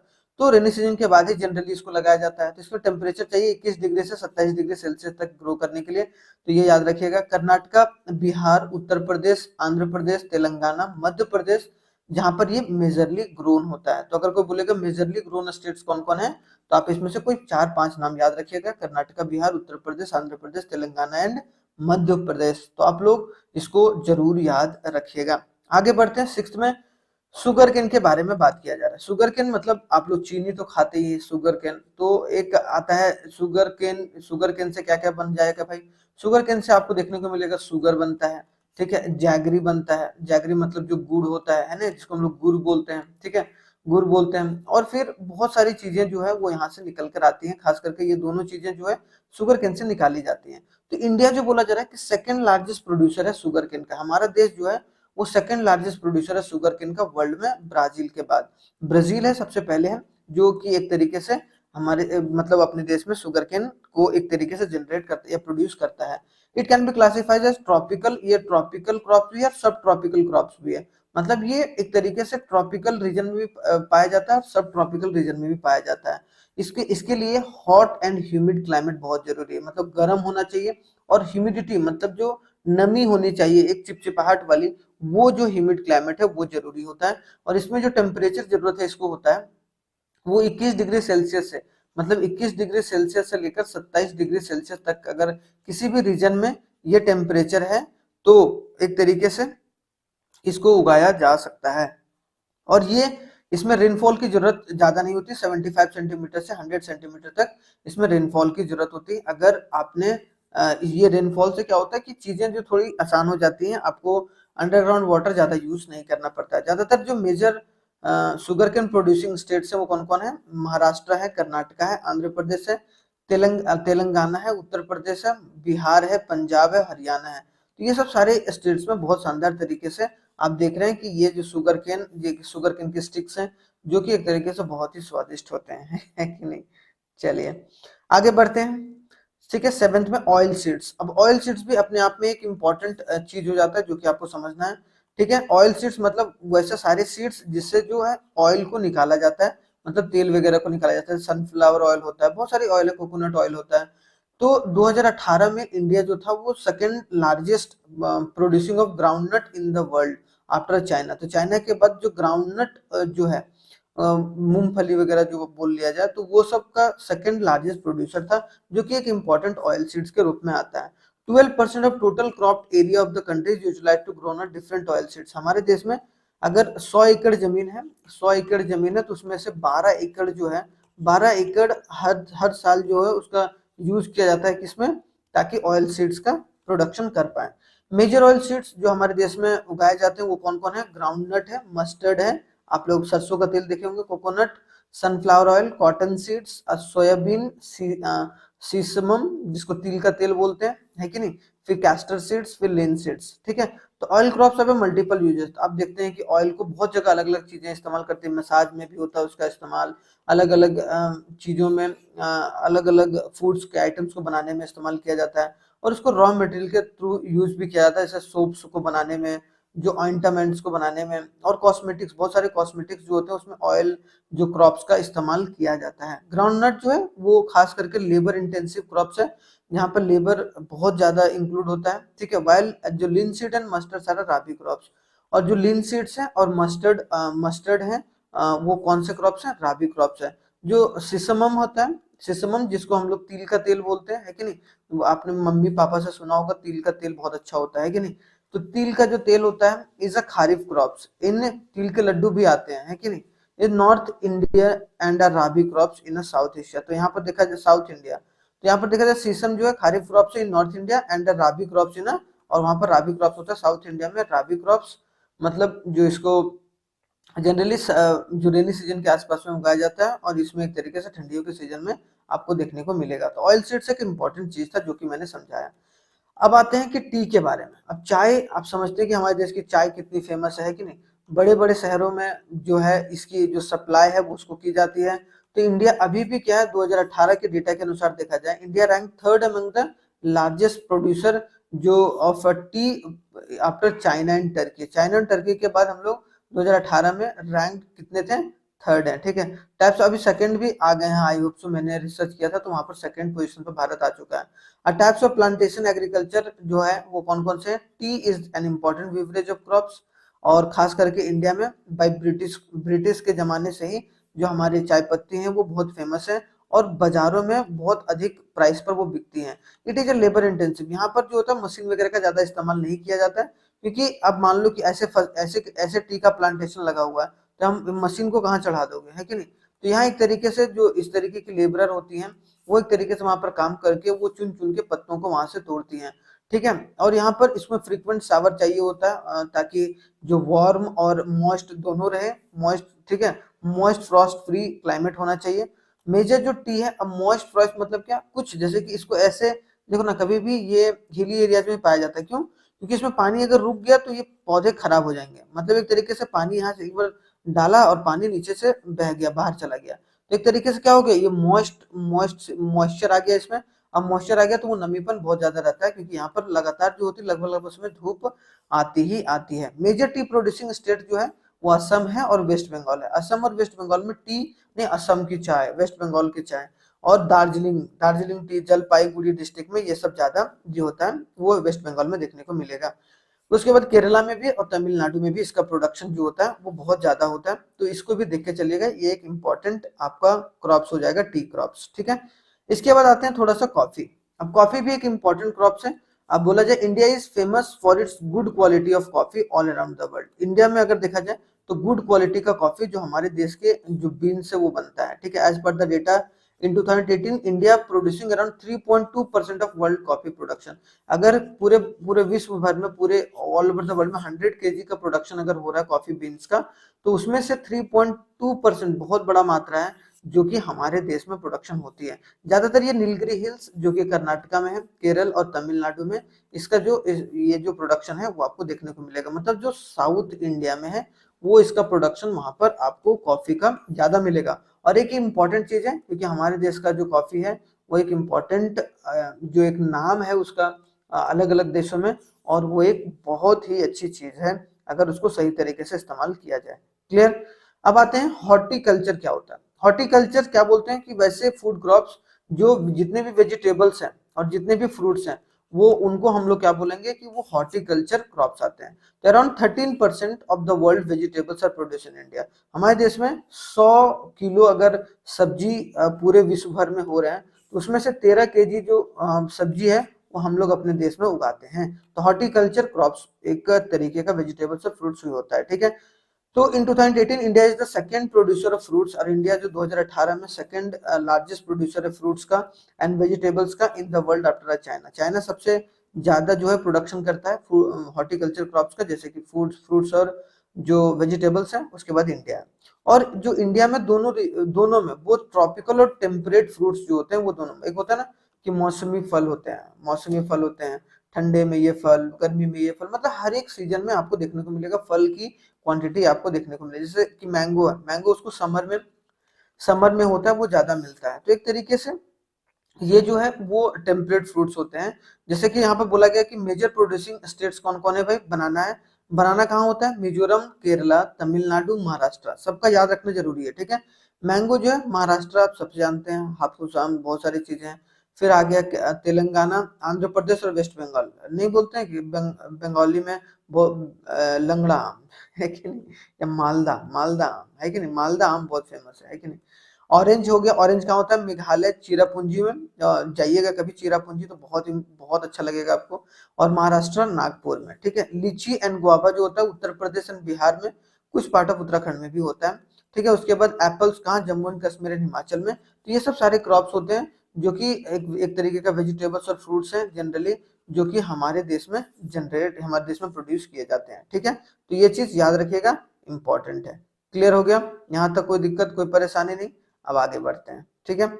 आगे अगर देखा जाए तो यहाँ पर नॉन फूड क्रॉप्स भी आते हैं। अब नॉन फूड क्रॉप्स कौन कौन से होते हैं, जैसे कि पहला हो गया रबर। तो रबर क्या हो गया, वो फूड क्रॉप्स नहीं है। जैसे रबर के पेड़ होते हैं बहुत सारे, ठीक है, पेड़ को काट काट के ऐसे काट करके वहां से जो है एक तरीके से निकाला जाता है, वो जो रबर का ऑयल टाइप में निकलता है, मतलब एक तरीके दूध टाइप में निकलेगा, और उसको फिर एक तरीके से जमाया जाता है, वो रिफाइन किया जाता है, उसको रबर में कन्वर्ट किया जाता है।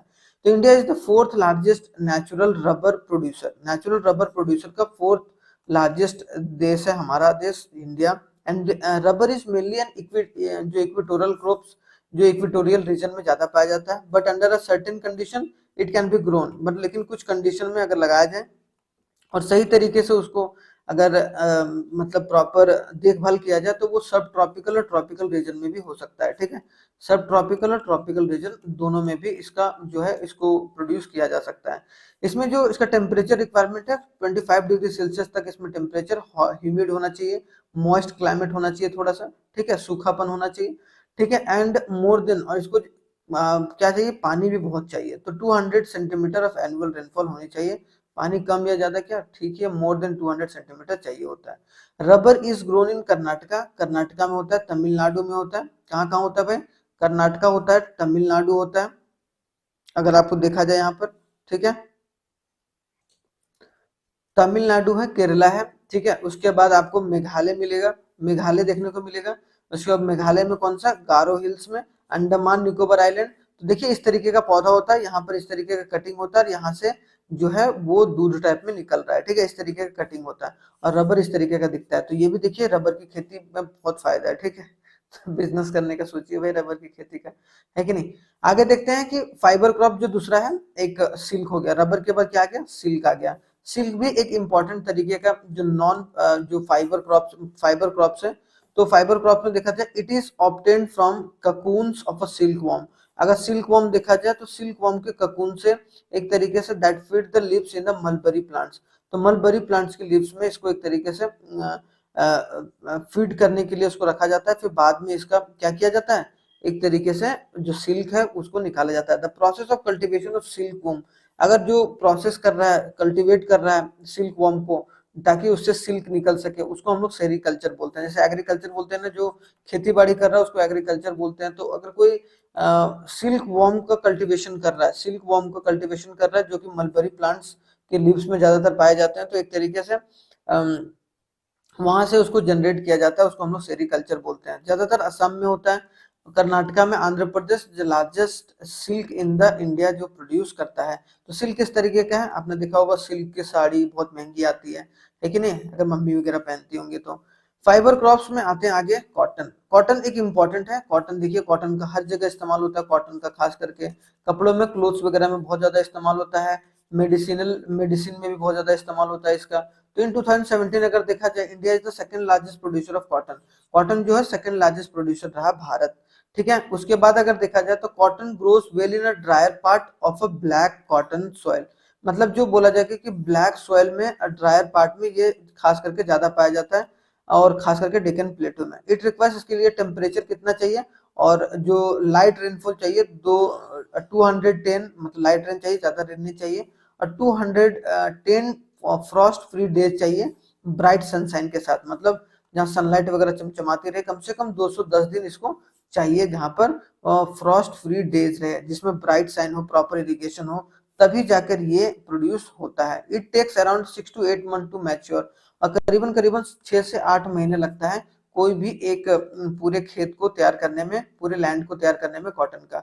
मेजर क्रॉप जो कॉटन जो है वो उगाते हैं कौन कौन से स्टेट, उत्तर प्रदेश होता है, हरियाणा, पंजाब है, आंध्र प्रदेश है, तेलंगाना है, तमिलनाडु है, महाराष्ट्र है, गुजरात है, और मध्य प्रदेश और कर्नाटका। देखिए साउथ वाला जो पार्ट है ना, जो तेलंगाना हो गया, तमिलनाडु हो गया, वहां पर फिर आकर कर्नाटका हो गया, तो ये सब सारे स्टेट जितने भी हैं वहां पर बहुत ज्यादा क्रॉप्स वगैरह आपको देखने को मिलेंगे, वहां पर फार्मर्स एक्टिविटी बहुत ज्यादा होती है, ठीक है। तो ये चीज याद रखिएगा जो फाइबर क्रॉप्स है। उसके बाद आते हैं फाइबर क्रॉप्स में एक और है जूट के बारे में। जूट कैसे भूलते हैं ना, जूट की रस्सी आपको, अगर आप लोगों ने देखा होगा तो इस तरीके का होता है, ठीक है। तो आप लोगों को समझ में आ ही गया होगा अभी जब मैंने पिक्चर में दिखाया।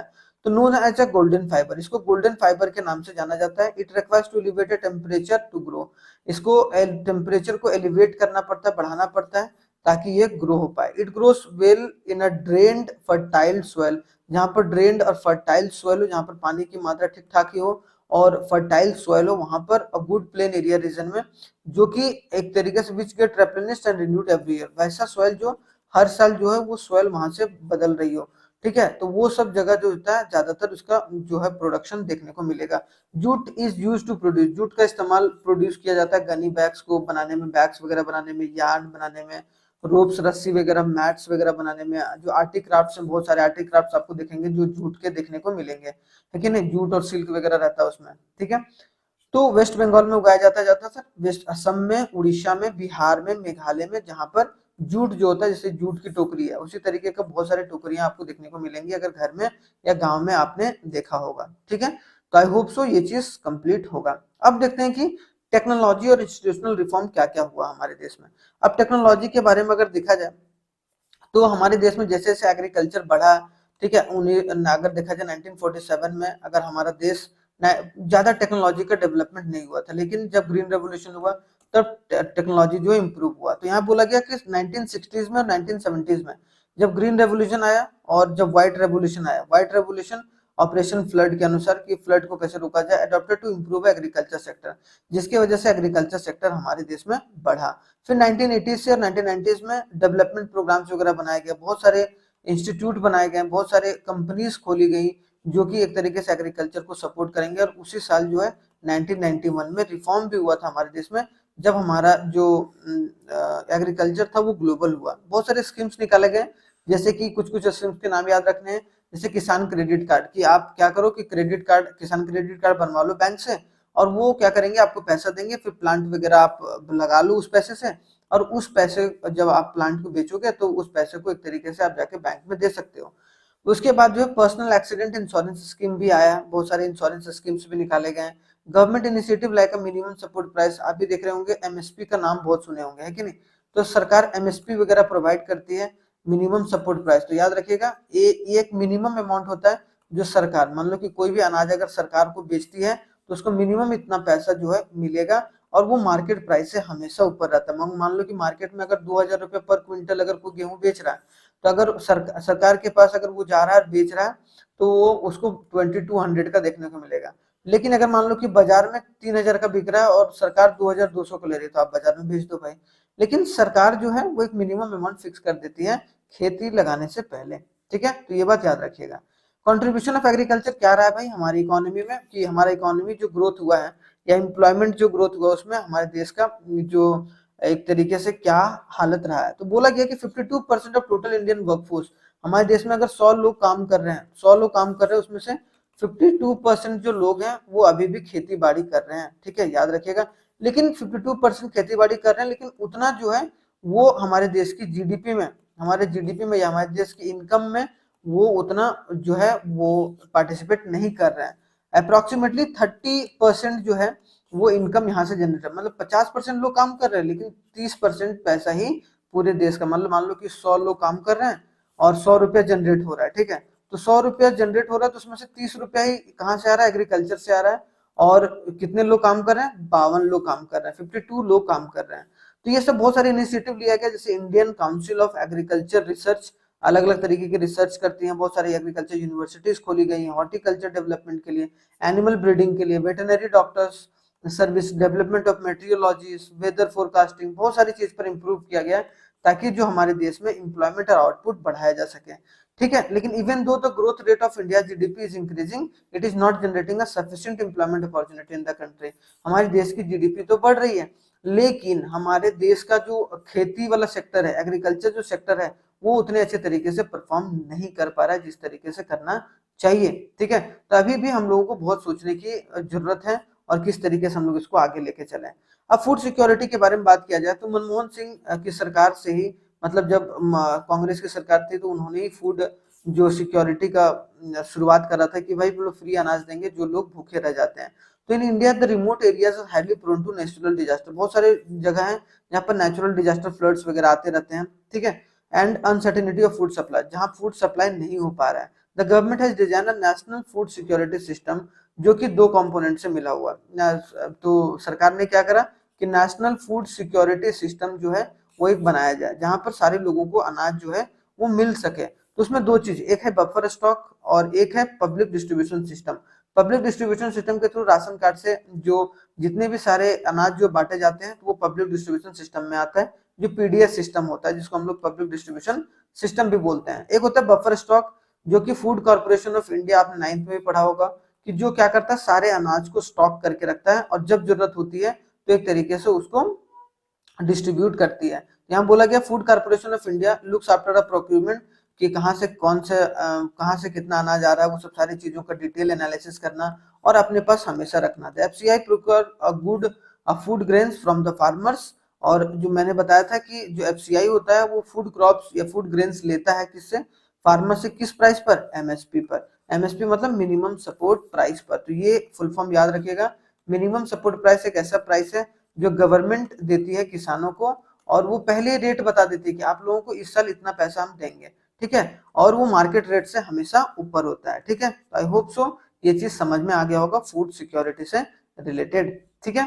अब आते हैं कि ग्लोबलाइजेशन का इम्पैक्ट कैसे रहा। अब ग्लोबलाइजेशन का मतलब क्या होता है? ग्लोबलाइजेशन का मतलब ये होता है कि आपका जो फूड क्रॉप्स है वो एक तरीके से एक्सपोर्ट हो रहा है कि नहीं हो रहा है, ठीक है। तो स्टार्टेड मतलब बोला गया कि हमारे देश में 1991 में रिफॉर्म हुआ था, एलपीजी रिफॉर्म हुआ था, ठीक है। अब जो एलपीजी रिफॉर्म हुआ था मतलब लिबरलाइजेशन, प्राइवेटाइजेशन और ग्लोबलाइजेशन, मतलब उसी साल के बाद से, जो कि एक मेन इंपॉर्टेंट बंदा थे कौन, मनमोहन सिंह, जिन्होंने ये काम करा था, जिसके वजह से हमारी जो बहुत सारी कंपनीज है वो फॉरेन जाने लगी और वहां पर चीजों को बेचने लगी। तो 1990 में इंडिया एक्सपोज हुआ और बहुत सारे चैलेंजेस निकल के आए। Despite being a major producer, हम लोग सबसे ज्यादा प्रोड्यूस करते हैं राइस को, अभी मैंने बताया, जूट को भी, टी को भी करते हैं, कॉफी करते हैं, स्पाइसेस करते हैं, बहुत सारे मसाले को भी। लेकिन India is unable to compete with developed countries, की जो भी डेवलप्ड कंट्रीज है जैसे यूएसए वगैरह, जैसा यूएसए हो गया, ब्राजील हो गया, या फिर जो आपको देखने को मिलेगा जो डेवलप्ड इकोनॉमी है, उसके साथ हम लोग कॉम्पीट नहीं कर पा रहे थे due to highly subsidize agriculture, क्योंकि वहां पर एग्रीकल्चर को सब्सिडी दी जाती है, बहुत सारी छूट दी जाती है, जिसकी वजह से वहां पर सस्ती जो है वो बनाई जा सकती है। Genetic engineering is a powerful supplement that helping to create a new hybrid variety of seeds. क्या हो रहा था, पहले हम लोग को सीड्स जो था उतने अच्छे मात्रा में नहीं देखने को मिलता था, तो आजकल क्या हो रहा है कि जेनेटिक इंजीनियरिंग किया जा रहा है, जेनेटिक तरीके से जो है सीड्स को तैयार किया जा रहा है, और धीरे धीरे जो है ऑर्गेनिक फार्मिंग पर भी हम लोग बढ़ रहे हैं, जहां पर क्या हो रहा है कि जैसे मान लो कि ये जमीन इतना ही था, लोग पहले 100 रह रहे थे, लेकिन अब पॉपुलेशन अब 200 हो गए, उसी तरीके से 300 हो जाएंगे, मतलब जमीन तो उतना ही रहेगा ना। तो आप लोगों को रहने के लिए या तो पेड़ काटना पड़ेगा, या तो फिर एक तरीके से प्रोडक्शन को बढ़ाना पड़ेगा। तो प्रोडक्शन को बढ़ाने के लिए आपको मतलब कम आपको जगह चाहिए होगा प्रोडक्शन करने के लिए, तो वो ऑर्गेनिक फार्मिंग बहुत शानदार तरीके से कर सकता है, ठीक है। तो इस तरीके का इम्पैक्ट है, जिसकी वजह से आज हम लोगों को बहुत सारी मशीनरी वगैरह जो है बहुत शानदार तरीके से उपलब्ध है और एक इफेक्टेड प्राइस पर, ठीक है। तो आई होप सो ग्लोबलाइजेशन आपको समझ में आ गया होगा बहुत अच्छे तरीके से, और साथ ही साथ एग्रीकल्चर बहुत अच्छे तरीके से आपको समझ में आया होगा। सारे क्रॉप्स को मैंने डिटेल में डिस्कस करा है, इसका नोट्स जो है वो आप लोग को मिल जाएगा, अगर आप लोग व्हाट्सएप पर एक बार हाई करके भेज दीजिएगा तो नोट्स आप लोगों को प्रोवाइड हो जाएगा। Thank you very much. Political science का चैप्टर, पॉलिटिकल जो पार्टी है, पॉलिटिकल पार्टी आप देखते होंगे, आप आमतौर पर सुनते होंगे कि बीजेपी पार्टी है भाई, फिर कांग्रेस है, फिर आम आदमी पार्टी है, तो बहुत सारे पार्टी जो है वो आपको देखने को मिलेंगे। तो आखिरकार ये बनते कैसे हैं, किस तरीके से काम करते हैं, कौन कौन से पार्टी हैं, स्टेट पार्टी क्या होता है, नेशनल पार्टी क्या होता है, तो उन सब सारे, नेशनल पार्टी कौन होता है, स्टेट पार्टी कौन होता है, ठीक है, उन सब सारी चीजों के बारे में हम लोग एक एक करके डिस्कस करेंगे, ठीक है। ये पार्ट 1 रहेगा, पार्ट 2 भी इसके साथ ही रहेगा, फिर दोनों उसमें जो पार्ट 2 है उसमें हमने सिर्फ पॉलिटिकल पार्टीज की, कितने पॉलिटिकल पार्टी जो कि इंपॉर्टेंट पॉलिटिकल पार्टीज हैं, ठीक है, नेशनल और रीजनल, उन सारे पार्टीज को हमने एक एक करके डिस्कस करा है, ठीक है। इसमें हम कॉन्सेप्ट डिस्कस करेंगे पॉलिटिकल पार्टीज का, किस तरीके से पॉलिटिकल पार्टी जो होता है वो रन करती है। तो बोला गया why do we need a political party. देखो, तो 1947 में हमारा देश आजाद हुआ, उसके बाद 1950 में जो है कॉन्स्टिट्यूशन लिखा गया, मतलब कॉन्स्टिट्यूशन आया, ठीक है, कॉन्स्टिट्यूशन आया। तो भाई कॉन्स्टिट्यूशन आया, लेकिन उसके बाद जो है वो इलेक्शन भी होना जरूरी था। क्यों? क्योंकि अगर इलेक्शन नहीं होता तो हम लोग डेमोक्रेटिक कंट्री नहीं होते हैं। तो इलेक्शन एक मेजर पार्ट है कोई भी डेमोक्रेटिक कंट्रीज में, क्योंकि वहां पर एक तरीके से इलेक्शन होना बहुत जरूरी है। इसीलिए अगर इलेक्शन होगा तो हम लोगों को जिस भी देश में या कहीं भी इलेक्शन हो रहा है अगर, तो उसमें पॉलिटिकल पार्टी जो है वो एक मेजर रोल प्ले करेंगे ही करेंगे, क्योंकि इन्हीं पॉलिटिकल पार्टीज के थ्रू, क्योंकि आप देख रहे हो कि दो चीज होता है, एक होता है एमपी, एक होता है एमएलए, ठीक है। एक हम लोग बोलते हैं विधायक, तो विधायक जो होता है या जो वो एमएलए होता है, बहुत सारे एमएलए जो होते हैं वो एक कोई सीएम को चुनते हैं, ठीक है, और बहुत सारे एमपी जो हैं वो एक तरीके से आपको पीएम को चुनते हुए देखने को मिलेंगे। मतलब जो ये लोकसभा इलेक्शन होता है, ठीक है, लोकसभा इलेक्शन होता है, और ये होता है स्टेट लेजिस्लेटिव इलेक्शन, ठीक है, स्टेट लेजिस्लेटिव असेंबली का इलेक्शन जो होता है वो आपको देखने को मिलेगा। लेकिन पॉलिटिकल पार्टीज जो है एक मोस्ट विजिबल, विजिबल मतलब क्या है कि आमतौर पर आप हमेशा जो होगा न्यूज में देखेंगे आप लोग इसको, institution of democracy, democracy we the people, ठीक है, हम लोग we the people are the people and जो है फॉर द पीपल। तो हम लोग यहाँ बोलते हैं ना कि जो भी काम किया जाता है पॉलिटिकल पार्टीज के द्वारा वो पीपल के लिए किया जाता है, या वो पीपल से ही बनता है, सारी चीजें उसी से जो होता है रिलेटेबल होकर चलती है। For ordinary citizen democracy means casting a vote. अगर कोई ऑर्डिनरी सिटीजन के बाद अगर पूछा जाए कि पॉलिटिकल पार्टीज होता कौन है, तो उसको डायरेक्टली क्या बोला जाएगा कि वो कि जो कास्ट वो वोट करता है, कास्टिंग द वोट। सिंपल सी बात है कि अपनी फेवरेट पार्टी को वो वोट जाके देता है, ठीक है। तो सिंपल सा ऑर्डिनरी सिटीजन के लिए डेमोक्रेसी मतलब वो होता है कि भाई हम लोग को वोट देने का अधिकार है, मतलब ये देश क्या है, डेमोक्रेटिक देश है। लेकिन पॉलिटिकल पार्टीज का अगर कोई डेफिनेशन पूछ दे तो political party is a group of a people who came together to contest election and hold the power in the government. कि जो पॉलिटिकल पार्टीज होता है वो ग्रुप ऑफ पीपल्स का एक ग्रुप होता है, मतलब लोगों का एक ग्रुप होता है जो कि इलेक्शन लड़ता है, साथ में आते हैं और कॉन्टेस्ट क्या करते हैं, इलेक्शन, मतलब इलेक्शन लड़ते हैं, और इलेक्शन लड़ने के बाद जो है वो अपनी सरकार बनाते हैं, गवर्नमेंट बनाते हैं, ठीक है, गवर्नमेंट बनाते हैं। तो ये होता है पॉलिटिकल पार्टीज, सिंपल सी, इसीलिए हमें पॉलिटिकल पार्टीज की जरूरत है, क्यों, डेमोक्रेसी में। क्लियर हो गया यहाँ पर। अब अगर आगे देखा जाए तो पॉलिटिकल पार्टीज रिप्रेजेंट्स, अगर कोई भी बोला जाएगा पॉलिटिकल पार्टीज क्या करता है, रिप्रेजेंट करता है सोशल डिवीजन को, इन्वॉल्व्स अ पार्टीशनशिप, जो पार्टीशनशिप अभी हम लोग देखेंगे पार्टीशनशिप होता क्या, पार्टीशनशिप को, and that means they create ability among the peoples to take a side on a particular issue by supporting the political parties. अब जैसे कि मान लो कि बीजेपी को बोला जाता है, ठीक है, बीजेपी को एक तरीके से ये माना जाता है कि भाई वो जो है वो एक तरीके से हिंदुइज्म को ज्यादा फेवरेट करता है, या फिर हिंदुइज्म को ज्यादा एक तरीके से तवज्जो देकर चलता है। कांग्रेस उसी तरीके से बोला जाता है मुसलमानों को ज्यादा फेवर करता है। ऐसा जो है वो लोगों ने अवधारणाएं बना दी हैं, मतलब लोगों को मानना है, लेकिन ऐसा कुछ है नहीं, ठीक है। लेकिन इसी इसी जो एक कॉन्सेप्ट पर है वो एक तरीके से जो सारी पार्टीज अपने अपने सपोर्टर से वोट मांगते हैं, ठीक है। तो पॉलिटिकल पार्टीज के पास क्या होता है, तीन कंपोनेंट्स होते हैं, ठीक है, तीन कंपोनेंट्स। एक होता है लीडर जो पूरे पार्टी का हेड होता है, एक एक्टिव मेंबर के जितने लोग काम कर रहे हैं, एक फॉलोवर जो कि उनको वोट कास्ट करता है या फिर जो उनको फॉलो करते हैं, ठीक है, फॉलोवर बोला जाए, ठीक है। तो ये चीज, ये तीन जो होते हैं कंपोनेंट्स होते हैं जो कि एक तरीके से कोई भी पॉलिटिकल पार्टीज को एक गवर्नमेंट में बदलने में मदद करता है, बहुत इंपॉर्टेंट, ठीक है। इंपॉर्टेंट मतलब क्या कि पॉलिटिकल पार्टीज गवर्नमेंट में तभी बदल सकती है जब उसका लीडर अच्छा हो, जब एक्टिव मेंबर सही तरीके से काम करे, उनका फॉलोवर उन्हें वोट वगैरह सारी चीज कास्ट करे, ठीक है। तो ये पॉलिटिकल पार्टीज हो गया। अब फंक्शन क्या होता है, तो बोला गया यहाँ पर 7 फंक्शन बोला गया पॉलिटिकल पार्टीज का।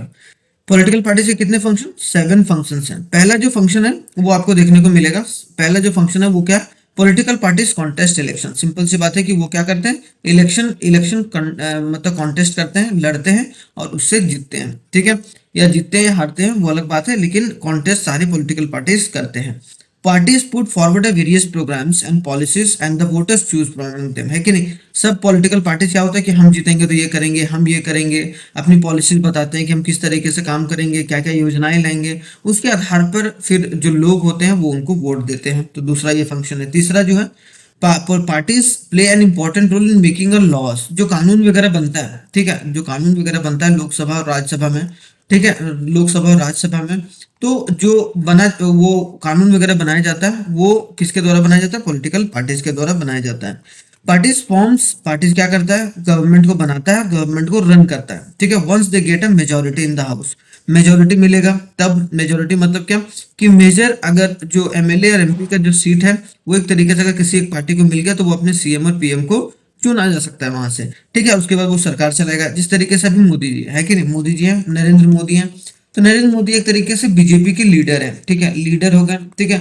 और जो उनके एक्टिव मेंबर्स हैं वो सब सारे जितने भी एक तरीके से देखा जाए आपको, जो भी उस पार्टी को आगे बढ़ाने में मदद कर रहे हैं, जितने भी लीडर्स बीजेपी के, वो सब सारे क्या हो गए, एक तरीके से आपको क्या दिखेंगे, एक्टिव मेंबर्स। और जो वोट देते हैं वो फॉलोअर्स के तौर पर देखा जा सकता है। अब वो क्या, उनको जब मेजोरिटी मिला अपने इलेक्शन में, लोकसभा इलेक्शन में, जब लोकसभा इलेक्शन में उनको मेजोरिटी मिला तब वो एक तरीके से क्या चला रहे हैं, वहां पर सरकार चला रहे हैं। जैसे अभी झारखंड में हेमंत सोरेन जीत कर आए, ठीक है, तब वो सीएम बन गए, है कि नहीं, उनको ज्यादा वोट मिला तो वो फॉर्म भी कर सकते हैं। जैसे उत्तराखंड में पुष्कर सिंह धामी है, ठीक है। तो उसी तरीके से political parties play a role of opposition, वो अपोजिशन का भी रोल प्ले करता है। अगर उनको कम वोट मिलता है, कम सीट मिलता है, तो वो अपोजिशन में बैठते हैं एक तरीके से, कहाँ पर, राज्यसभा और लोकसभा में, या फिर बोला जाए कि जो मेंबर ऑफ लेजिस्लेटिव असेंबली में lose the majority in the legislature. Party shapes public opinion. Party क्या करता है, पब्लिक के ओपिनियन को एक तरीके से सामने लाने का काम करता है। Parties provide access of the government machinery and welfare schemes implemented by the government. Party provide करता है सारी चीजें कि गवर्नमेंट किस तरीके से काम करेगी, क्या क्या वेलफेयर स्कीम्स है, उन लोगों मतलब जनता तक पहुंचाने का काम जो रहता है वो पॉलिटिकल पार्टीज का रहता है। अब आते हैं कि नेसेसिटीज क्या है, मतलब उसकी जरूरत क्या है, आखिरकार पॉलिटिकल पार्टी की जरूरत क्यों पड़ी उतनी, ठीक है। नेसेसिटी ऑफ पॉलिटिकल पार्टी क्यों जरूरत है। In case of absence of political there is a independent with a diverse opinion. क्या होगा कि जैसे कि मान लो कि बहुत अगर पॉलिटिकल पार्टीज ना होता तो सारे लोग, बहुत सारे लोग जो इलेक्शन में खड़े होते हैं, अब बहुत सारे लोग इलेक्शन में खड़े होते, मान लो कि पीएम के कैंडिडेट के लिए 100 कैंडिडेट खड़े हो गए, तो उससे क्या होता है, कहीं ना कहीं दिक्कत हो जाता है बहुत सारे इलेक्शन कमीशन को। उसी तरीके से डाइवर्स ओपिनियन को एक तरीके से समेटने के लिए कि भाई जो एक ओपिनियन रखते हैं वो इस पार्टी को वोट दें, एक जो दूसरा ओपिनियन रखते हैं वो इस पार्टी को वोट दें, मतलब जो पार्टी का पॉलिसी और प्रोग्राम अच्छा लग रहा है उस पार्टी को वोट दें, है कि नहीं। Political party present as well as research analysis on any issue with the help of people to taking side। देखो पॉलिटिकल पार्टी क्या करता है, प्रॉपर रिसर्च करता है कि लोगों को क्या चाहिए, लोगों की क्या जरूरत है, लोगों का माइंडसेट कैसा है, तो वो सब सारी चीज एक तरीके से देख कर चलती है पॉलिटिकल पार्टी, इसीलिए पॉलिटिकल पार्टीज की जरूरत है।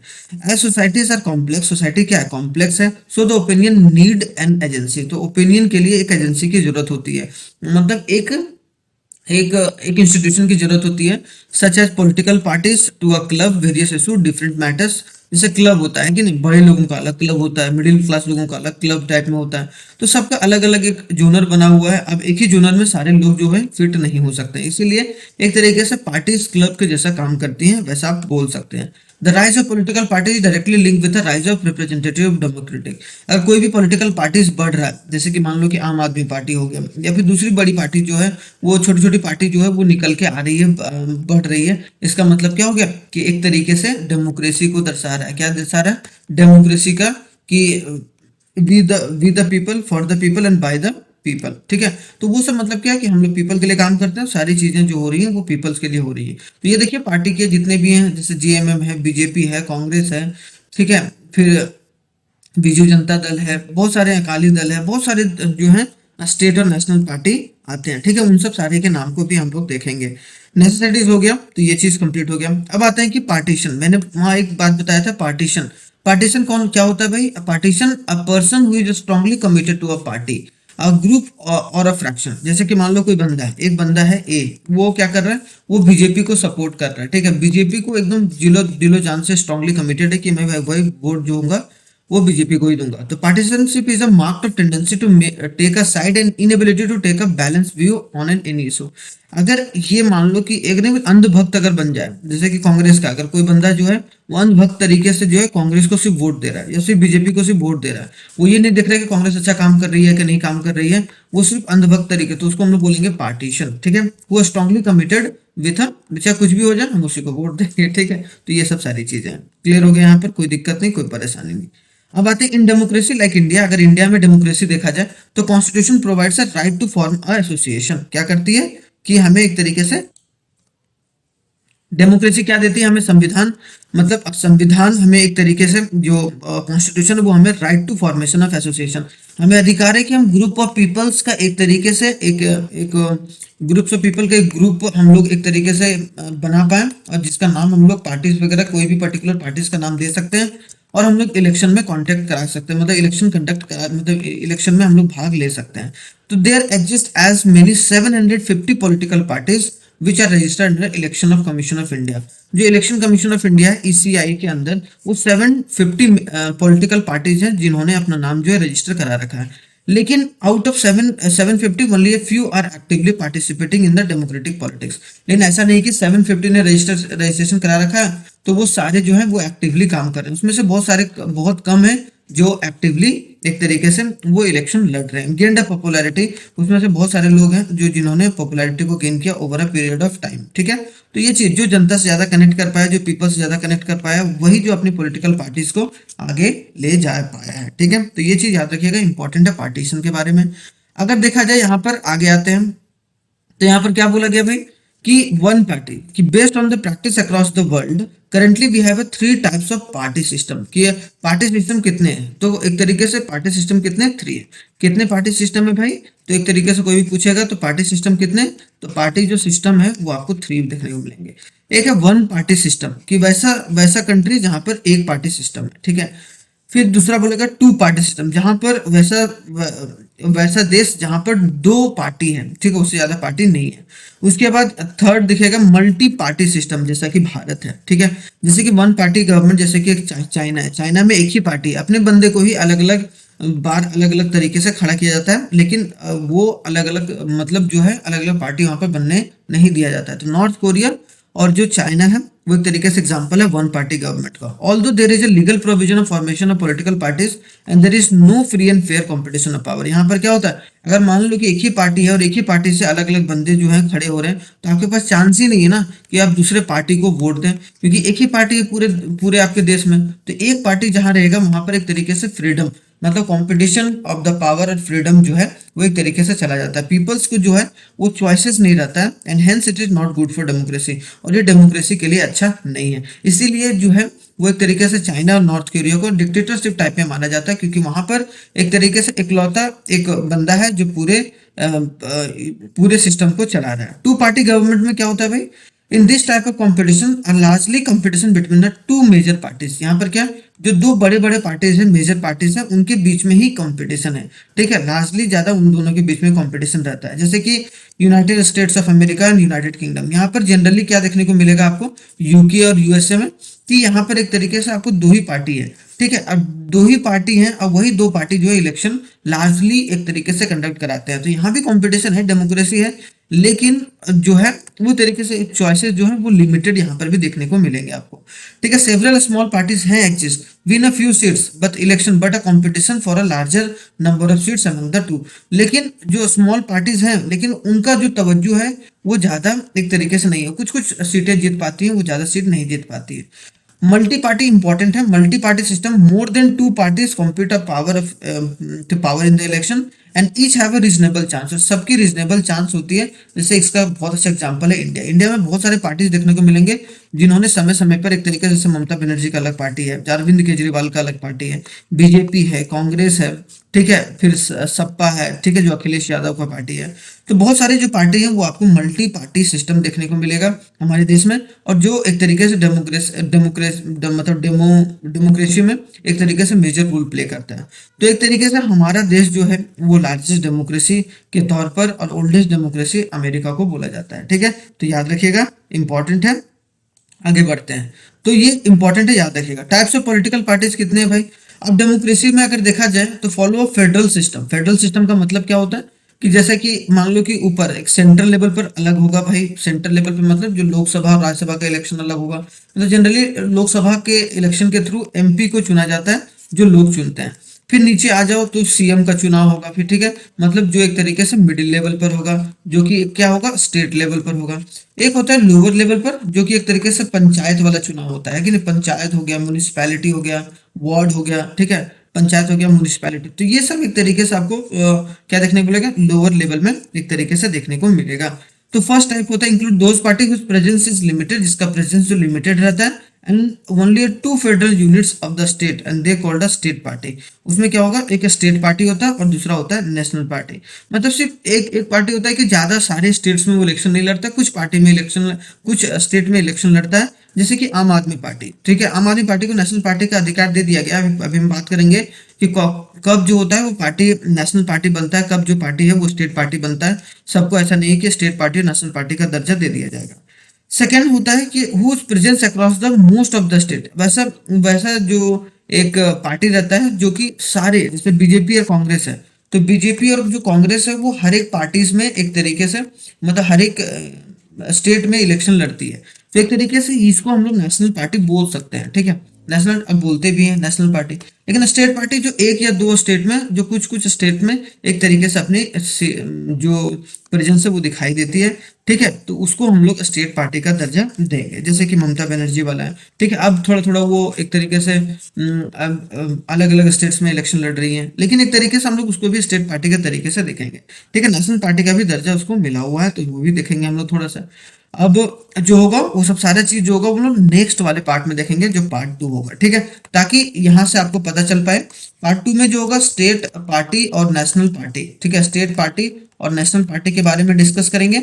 और साथ ही साथ जो होगा वो एक तरीके से सारे पार्टीज के डिस्क्रिप्शन, मतलब डिस्क्राइब करूंगा मैं, जैसे बीजेपी के बारे में कि बीजेपी का क्या आइडियोलॉजी है, कांग्रेस का क्या आइडियोलॉजी है, आम आदमी पार्टी का क्या आइडियोलॉजी है। तो वो सब सारी जो पार्टीज हैं बड़े बड़े, उनको एक तरीके से वहां पर डिस्कस किया जाएगा, जो आपके एग्जाम पॉइंट ऑफ व्यू से और भी इंपॉर्टेंट है। तो इससे पॉलिटिकल पार्टीज को डिस्कस करेंगे। पार्ट 1 ऑलरेडी डिस्कस हो रखा है, उसमें मैंने पार्ट 1 में आपको कॉन्सेप्ट के बारे में बताया कि कोई भी पॉलिटिकल पार्टीज जो है वो उसकी जरूरत क्यों होती है कोई भी कंट्रीज में, और कितने तरीके के टाइप्स ऑफ पॉलिटिकल पार्टीज कितने होते हैं कौन कौन से देश में, और किस किस तरीके के जो पॉलिटिकल पार्टीज है, वन पार्टी और टू पार्टी और जो मल्टी पार्टी जो होते हैं वो कौन कौन से होते हैं, ठीक है। और मैंने एग्जांपल के साथ भी बताया था आपको, ताकि आपको याद हो। जैसे कि यूएसए और एक तरीके से यूके, उसमें क्या है, टू पार्टी मतलब दो पार्टी ज्यादा है, तो उसमें टू पार्टी सिस्टम बोलेंगे। उस देश में क्या है, टू पार्टी सिस्टम है। वन पार्टी सिस्टम क्या है, जिसमें जैसे कि नॉर्थ कोरिया हो गया, आपने ये पता होगा कि नॉर्थ कोरिया जो है वो एक तरीके से एक ही बंदा पूरे कंट्री को चला रहा है, जैसे चाइना हो गया, ठीक है। और इंडिया क्या है, जहां पर मल्टी पार्टी गवर्नमेंट है, जो कि डेमोक्रेसी का बेस्ट एग्जाम्पल है कि नहीं। मल्टी पार्टी गवर्नमेंट है, जो कि एक तरीके से हम लोग बोल सकते हैं इंडिया, इंडिया एक बेस्ट एग्जांपल है। तो आज हम लोग देखेंगे कि स्टेट पार्टी और नेशनल पार्टी क्या होता है, ठीक है, स्टेट पार्टी कब होता है और नेशनल पार्टी कब होता है, और किस तरीके से बना जाता है, या किस तरीके से जो कोई भी स्टेट पार्टी नेशनल पार्टी बन सकता है। तो पॉलिटिकल पार्टीज जो होगा वो आज हम लोग खत्म करेंगे इसका, ठीक है, प्रॉपर तरीके से कच्चा चिट्ठा निकालेंगे। तो आप लोग जरूर बने रहिएगा। और चलिए स्टार्ट करते हैं, ठीक है। तो यहाँ पर स्टार्ट करते हैं सबसे पहले कि नेशनल पार्टीज के बारे में डिस्कस करते हैं, क्योंकि सबसे पहले आपको पता होना चाहिए कि कौन कौन से नेशनल पार्टीज है, नेशनल पार्टीज बनते कब है, उसकी क्या क्या जो एक तरीके से कंडीशन है कि वो नेशनल पार्टी कहलाता है। तो this party have a national level presence. इन जो नेशनल पार्टीज होते हैं, जैसे कि एग्जांपल के तौर पर अगर देखा जाए तो बीजेपी और कांग्रेस, जो कि एक मेजरली नेशनल पार्टी के तरीके से देखा जाता है, ठीक है। तो यहाँ पर नेशनल पार्टी जो प्रेजेंस होता है उसमें क्या होता है, लगभग लगभग सारे स्टेट्स में जो होता है वो उनके प्रेजेंस जो हो एक तरीके से देखने को मिलती है। Opposition at a national level और गवर्नमेंट, या तो गवर्नमेंट फॉर्म कर रही है या तो अपोजिशन लेवल पर है। They highlight the issue and shape the public opinion. जब मेजरली क्या करते हैं वो लोग, पब्लिक के ओपिनियन को एक तरीके से नेशनल के इंटरेस्ट में जो है वो लाने का काम करते हैं। तो अगर बोला जाए what are the condition, condition कौन कौन से है, पॉलिटिकल पार्टी का स्टेटस जो है नेशनल पार्टी का, पॉलिटिकल पार्टीज में नेशनल पार्टी का जो स्टेटस है वो कब मिलता है। तो पहला बोला गया party should secure at least 6% of the total votes in the Lok Sabha election. मतलब एक लोकसभा इलेक्शन होता है, लोकसभा इलेक्शन में जिसमें पीएम पार्टी चुनती है, ठीक है, या हम लोग जो है पीएम को चुनते हैं, ठीक है, अलग अलग एमपीज को चुनकर, ठीक है। तो एक तरीके से हमारे यहाँ पर कम से कम कोई भी पार्टी अगर लोकसभा इलेक्शन में अगर लड़ रही है, ठीक है, और अपने आप को नेशनल पार्टी अगर साबित करना चाहती है, तो वो कम से कम 6% जितना भी वोट डला है उसका 6% जो वोट है वो उस पार्टी को आना चाहिए, ठीक है। और assembly election of a 4 state, या फिर जो 4 स्टेट्स में अगर कोई पार्टी जो है वो लड़ा है और उसमें 6% और 6% से ज्यादा वोट अगर लाए हैं, तो एक तरीके से जो होगा वो नेशनल पार्टी का दर्जा मिल जाएगा। और दूसरा कंडीशन ये है, it should win at least 4 seats in the Lok Sabha. और क्या कि 4 सीट्स जो है वो लोकसभा में जीते हुए होने चाहिए। मतलब लोकसभा में कितने सीट, जैसे 450 सीट्स हैं टोटल, वैसे 445 सीट्स हैं, ठीक है, लेकिन उसमें 443 पर इलेक्शन कंडक्ट होता है। तो इसमें से जो है वो एक तरीके से आपको कितना देखने, 4 सीट्स जो है वो कोई भी अगर पार्टी जीतती है, या फिर अगर 6% वोट जो लाती है पूरे लोकसभा इलेक्शन का, तो वो नेशनल पार्टी का दर्जा उसे मिल जाएगा। 6 इंपॉर्टेंट नेशनल पार्टीज को बोला गया, आम आदमी पार्टी अभी हाल ही में बना है, बीएसपी बहुजन समाज पार्टी है, फिर बीजेपी भारतीय जनता पार्टी है, फिर जो है एक तरीके से Communist party of India Marxist CPIM है, ठीक है, ये भी नेशनल पार्टी है, इंडियन नेशनल कांग्रेस, फिर National People's Party. National People's Party भी एक तरीके से, तो ये 6 हैं जो कि नेशनल पार्टी का दर्जा है, जिन्होंने एक तरीके से या तो 6% का जो है वो एक तरीके से टोटल वोट लाए हैं 4 स्टेट्स में, या फिर जो है वो 6% जो टोटल लोकसभा इलेक्शन में, या फिर वो 4 सीट जीते हुए हैं जो लोकसभा इलेक्शन में। तो अगर ये कंडीशन होता है तो उनको नेशनल पार्टी का दर्जा जो है वो दिया जाएगा। अब एक एक करके पढ़ते हैं कि सबसे पहले आम आदमी पार्टी के बारे में पढ़ेंगे। अब आम आदमी पार्टी जो है उसका इलेक्शन सिंबल क्या है, ब्रूम है। ब्रूम मतलब क्या, झाड़ू। ये देख रहे हैं ये क्या है, झाड़ू। इनका जो इलेक्शन सिंबल है वो झाड़ू, जैसे बीजेपी का भी आगे डिस्कस करेंगे, कांग्रेस का भी डिस्कस करेंगे, ठीक है। दो it was formed by the Arvind Kejriwal. Arvind Kejriwal के द्वारा ये पार्टी जो है वो बनाई गई थी 2012 में, after splitting opinion with Anna Hazare. अब जो अन्ना हजारे के साथ जब ये हड़ताल पर बैठे हुए थे, ठीक है, तो उन्हीं उन्हीं के साथ जो एक तरीके से मतभेद हो गया, या फिर उनकी बात पर एक तरीके से सहमति नहीं बनी, तो इन्होंने एक पार्टी की फॉर्मेशन करी जिसका नाम दिया गया आम आदमी party, following the anti corruption movement. और ये एंटी करप्शन मूवमेंट चलाया गया था 2011 में। तो इन्होंने बोला था कि लोकपाल पास कीजिए भाई, लोकपाल बिल जो है। तो लोकपाल बिल के ऊपर जो अन्ना हजारे जी एक मेजर रोल प्ले किए, उन्हीं की बोला जाता है कि उन्हीं के कंधे पर रखकर इन्होंने एक पार्टी बनाई, और उस पार्टी को एक तरीके से एक बहुत अच्छे तरीके से आगे ले गए। लेकिन अभी कुछ कुछ जो इल्जामात हैं वो भी इन पर एक तरीके से लगे हैं, ठीक है। इनका जो प्रेजेंस है वो कहाँ कहाँ है भाई? दिल्ली है, दिल्ली में इनकी सरकार है, पंजाब में इनकी सरकार है, और जो हरियाणा, और एक तरीके से हरियाणा जो है, ये तीनों में, हरियाणा में सरकार नहीं, हरियाणा में इनकी प्रेजेंस है। तो पंजाब हो गया, एक तरीके से दिल्ली हो गया, और हरियाणा, इन तीन जो स्टेट्स में है वो एक तरीके से इनकी प्रेजेंस है। और कुछ कुछ स्टेट में कुछ कुछ है वो बाकी, जैसे उत्तराखंड में भी इन्होंने एक तरीके से लड़ने की कोशिश करी थी। It promote ideology of nationalism. इनका जो मेन लक्ष्य है वो क्या है, जो इनका आइडियोलॉजी है, याद रखना है। एक तो आइडियोलॉजी याद रखना है, और उनका मोटो क्या है, और उनको किसके द्वारा स्टार्ट किया गया था। आइडियोलॉजी है इनका कि नेशनलिज्म को कैसे आगे बढ़ाया जाए भाई, पॉपुलिज्म को और सेक्युलरिज्म को और सोशलिज्म को, मतलब समाजवाद को कैसे बढ़ाया जाए, और सारे लोगों को साथ में कैसे ले जाया जाए, ठीक है। It is currently by the ruling government, मतलब it is currently the ruling government of Delhi and Punjab, मतलब दिल्ली और पंजाब में इनकी सरकार है। पंजाब में भागवत मान, और यहाँ पर दिल्ली में एक तरीके से अरविंद केजरीवाल। अभी हाल ही में एक जो है वहां पर चेंज भी हुआ था, क्योंकि इनको शराब घोटाले में जेल जाना पड़ा था, ठीक है। तो वो सब सारी बात इंपॉर्टेंट नहीं है, बस ये याद रखिएगा कि Arvind Kejriwal is the national convener, मतलब वो जो है एक मेन पार्टी लीडर के, मतलब जो पार्टी के मेन लीडर है, ठीक है, ये याद रखिएगा, आम आदमी पार्टी, ठीक है, जिसको आपके नाम से भी जाना जाता है। आगे बढ़ते हैं, सेकंड पार्टी देखते हैं हम लोग, बहुजन समाज पार्टी। अब बहुजन समाज पार्टी क्या है भाई? अब बहुजन समाज पार्टी के बारे में अगर देखा जाए, तो बहुजन समाज पार्टी का जो इलेक्शन सिंबल है वो एक तरीके से एलिफेंट है। उनका जो मेन लीडर है वो कौन है? मायावती जी है। क्या नाम है इनका? मायावती, ठीक है, मायावती, ठीक है, ये याद रखिएगा। जो इन्होंने अपनी पार्टी बनाई थी वो 1984 में बनाई थी, अंडर द, जो कि इन्होंने बनाई थी कांसी राम ने। तो कांसी राम ने एक तरीके से अपनी पार्टी बनाई थी, बहुजन समाज पार्टी, जो कि एक तरीके से उत्तर प्रदेश, यूपी में, यूपी से शुरुआत हुआ, इसका गढ़ जो है वो यूपी में आपको देखने को मिलेगा सपा के साथ, ठीक है। It form to represent and address a view of Bahujan. यहाँ पर क्या बहुजन जो लोग हैं, बहुजन बोला जाता है कि स्केड्यूल कास्ट, जो नीचे तबके के लोग होते हैं, स्केड्यूल कास्ट हो गया, स्केड्यूल ट्राइब हो गया, ठीक है, या फिर जो बैकवर्ड क्लासेस हैं, या फिर जो माइनॉरिटी रिलीजन है, जो भी एक तरीके से माइनॉरिटी में पाए जाते हैं, जो बहुत कम हैं, उनको एक तरीके से रिप्रेजेंट करते हुए कांसी राम जी ने एक तरीके से बहुजन समाज पार्टी बनाई थी। इट फॉलो प्रिंसिपल ऑफ, इनका जो मेन प्रिंसिपल है वो क्या है कि हम भाई भीमराव अम्बेडकर के बात पर चलेंगे, ज्योतिबा फुले, गौतम बुद्धा के पाथ पर चलेंगे, एंड अदर रिनोन जो है एक स्कॉलर्स एंड सोशल रिफॉर्मर। तो सब ये बोलने की बात है, बाद में पॉलिटिक्स में आने के बाद तो वही सब होता है, जो एक तरीके से जो नहीं होता है कि गेहूं के साथ जो उसके तिनका होता है वो भी पिस जाता है, तो वही बात हो जाती है। शुरुआत में पार्टी तो बनाई जाती है, लेकिन उस तरीके से सारे लोग जो है काम करते हुए नहीं दिखते हैं।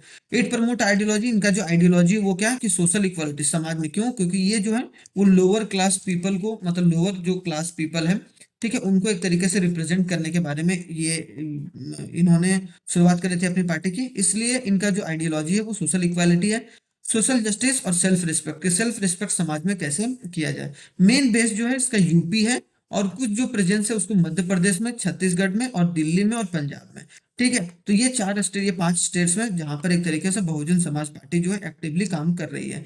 It won 10 seats in 17th Lok Sabha in 2019 के इलेक्शन में इन्होंने 10 सीट जीता था, ठीक है। तो इसीलिए इनको एक तरीके से नेशनल पार्टी का एक तरीके से हेड नेशनल पार्टी में शामिल किया गया था। और मायावती जो है वो करंट अभी जो नेशनल प्रेसिडेंट है किसके? बहुजन समाज पार्टी, ये बीएसपी, बसपा बोलते हैं ना हम लोग, बसपा, ठीक है, बीएसपी, जिसका एलिफेंट एक तरीके से आपको क्या देखने को मिलेगा? Election symbol. क्लियर। आगे आते हैं भारतीय जनता पार्टी, जो कि अभी रूलिंग पार्टी है। अगर आप देखेंगे तो रूलिंग पार्टी, और मेजर बहुत सारे स्टेट्स में जो है उनका एक तरीके से गवर्नमेंट है। तो इनका जो सिंबल है वो लोटस है, ये आप देख रहे होंगे, लोटस जो है वो इनका सिंबल है, ठीक है, लोटस, कमल का फूल। Founding by the reviving erstwhile Bharatiya Jana Sangh, पहले इसका नाम भारतीय जनता पार्टी नहीं था, पहले क्या था, इसका नाम भारतीय जनसंघ था, जो कि 1980s में एक तरीके से बनाई गई थी। कब बनाई गई थी भाई? 1980s में। It want to build a strong and modern India, ये क्या चाहते थे कि एक मॉडर्न और एक स्ट्रॉन्ग इंडिया बने, जो कि इंस्पायर करे from ancient and cultural value, जो हमारे देश की कल्चरल वैल्यू को बनाए रखे, जो हमारे देश का जो एक तरीके से शास्त्र है उनको एक तरीके से ध्वस्त ना करे, और बिल्कुल इंस्पायर होकर एक तरीके से चीजों को आगे ले जाया जाए।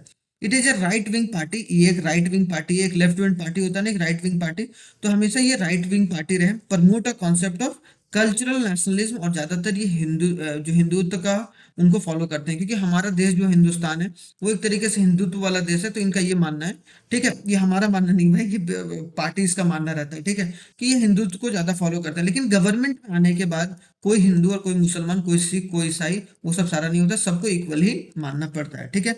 It is currently a ruling government in a centre और under a leadership of Narendra Modi, ठीक है, नरेंद्र मोदी के अंदर ये अभी जो है वो रूलिंग पार्टी है, और लगातार 3 बार से, मतलब 2014 के इलेक्शन में और 2019 के इलेक्शन में, ठीक है, 2019 और 2024 के इलेक्शन में, इन तीनों लोकसभा इलेक्शन में ये जीत कर आए हैं, तो ये बात याद रखिएगा, ठीक है। पहले का नाम था भारतीय जनसंघ।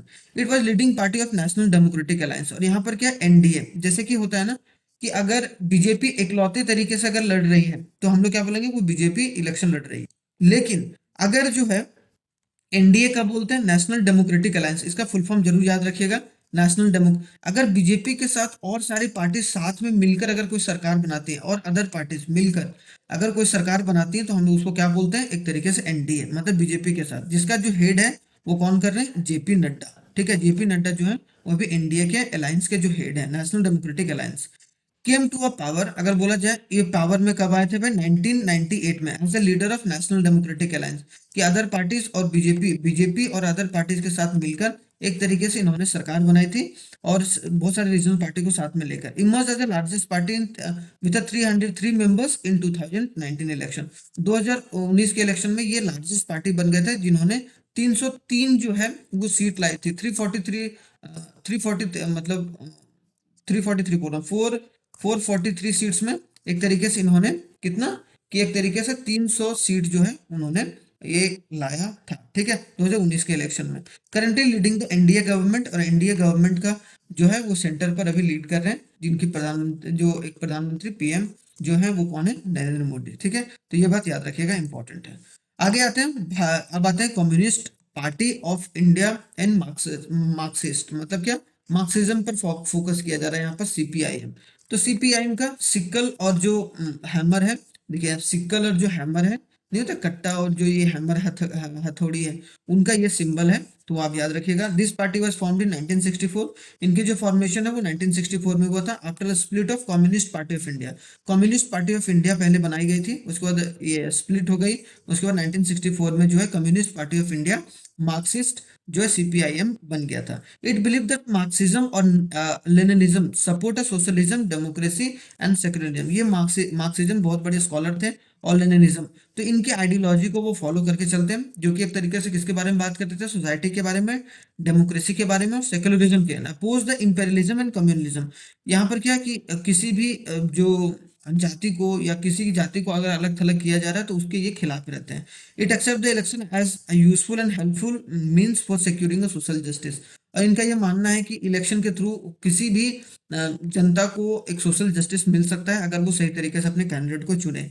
इनका जो एंजॉय सपोर्ट, ज्यादातर सपोर्ट कहाँ पर है, वेस्ट बंगाल है, केरला है, त्रिपुरा है, specially among the factory workers and agricultural labours, क्योंकि इनका जो लेबरर्स वाले, क्योंकि ये पार्टी जो बना गया था, ये बोला जाता है कि सारे लेबर्स वगैरह जो है उनके सपोर्ट में आने के बाद जो वो पार्टी को बनाया गया था, ठीक है।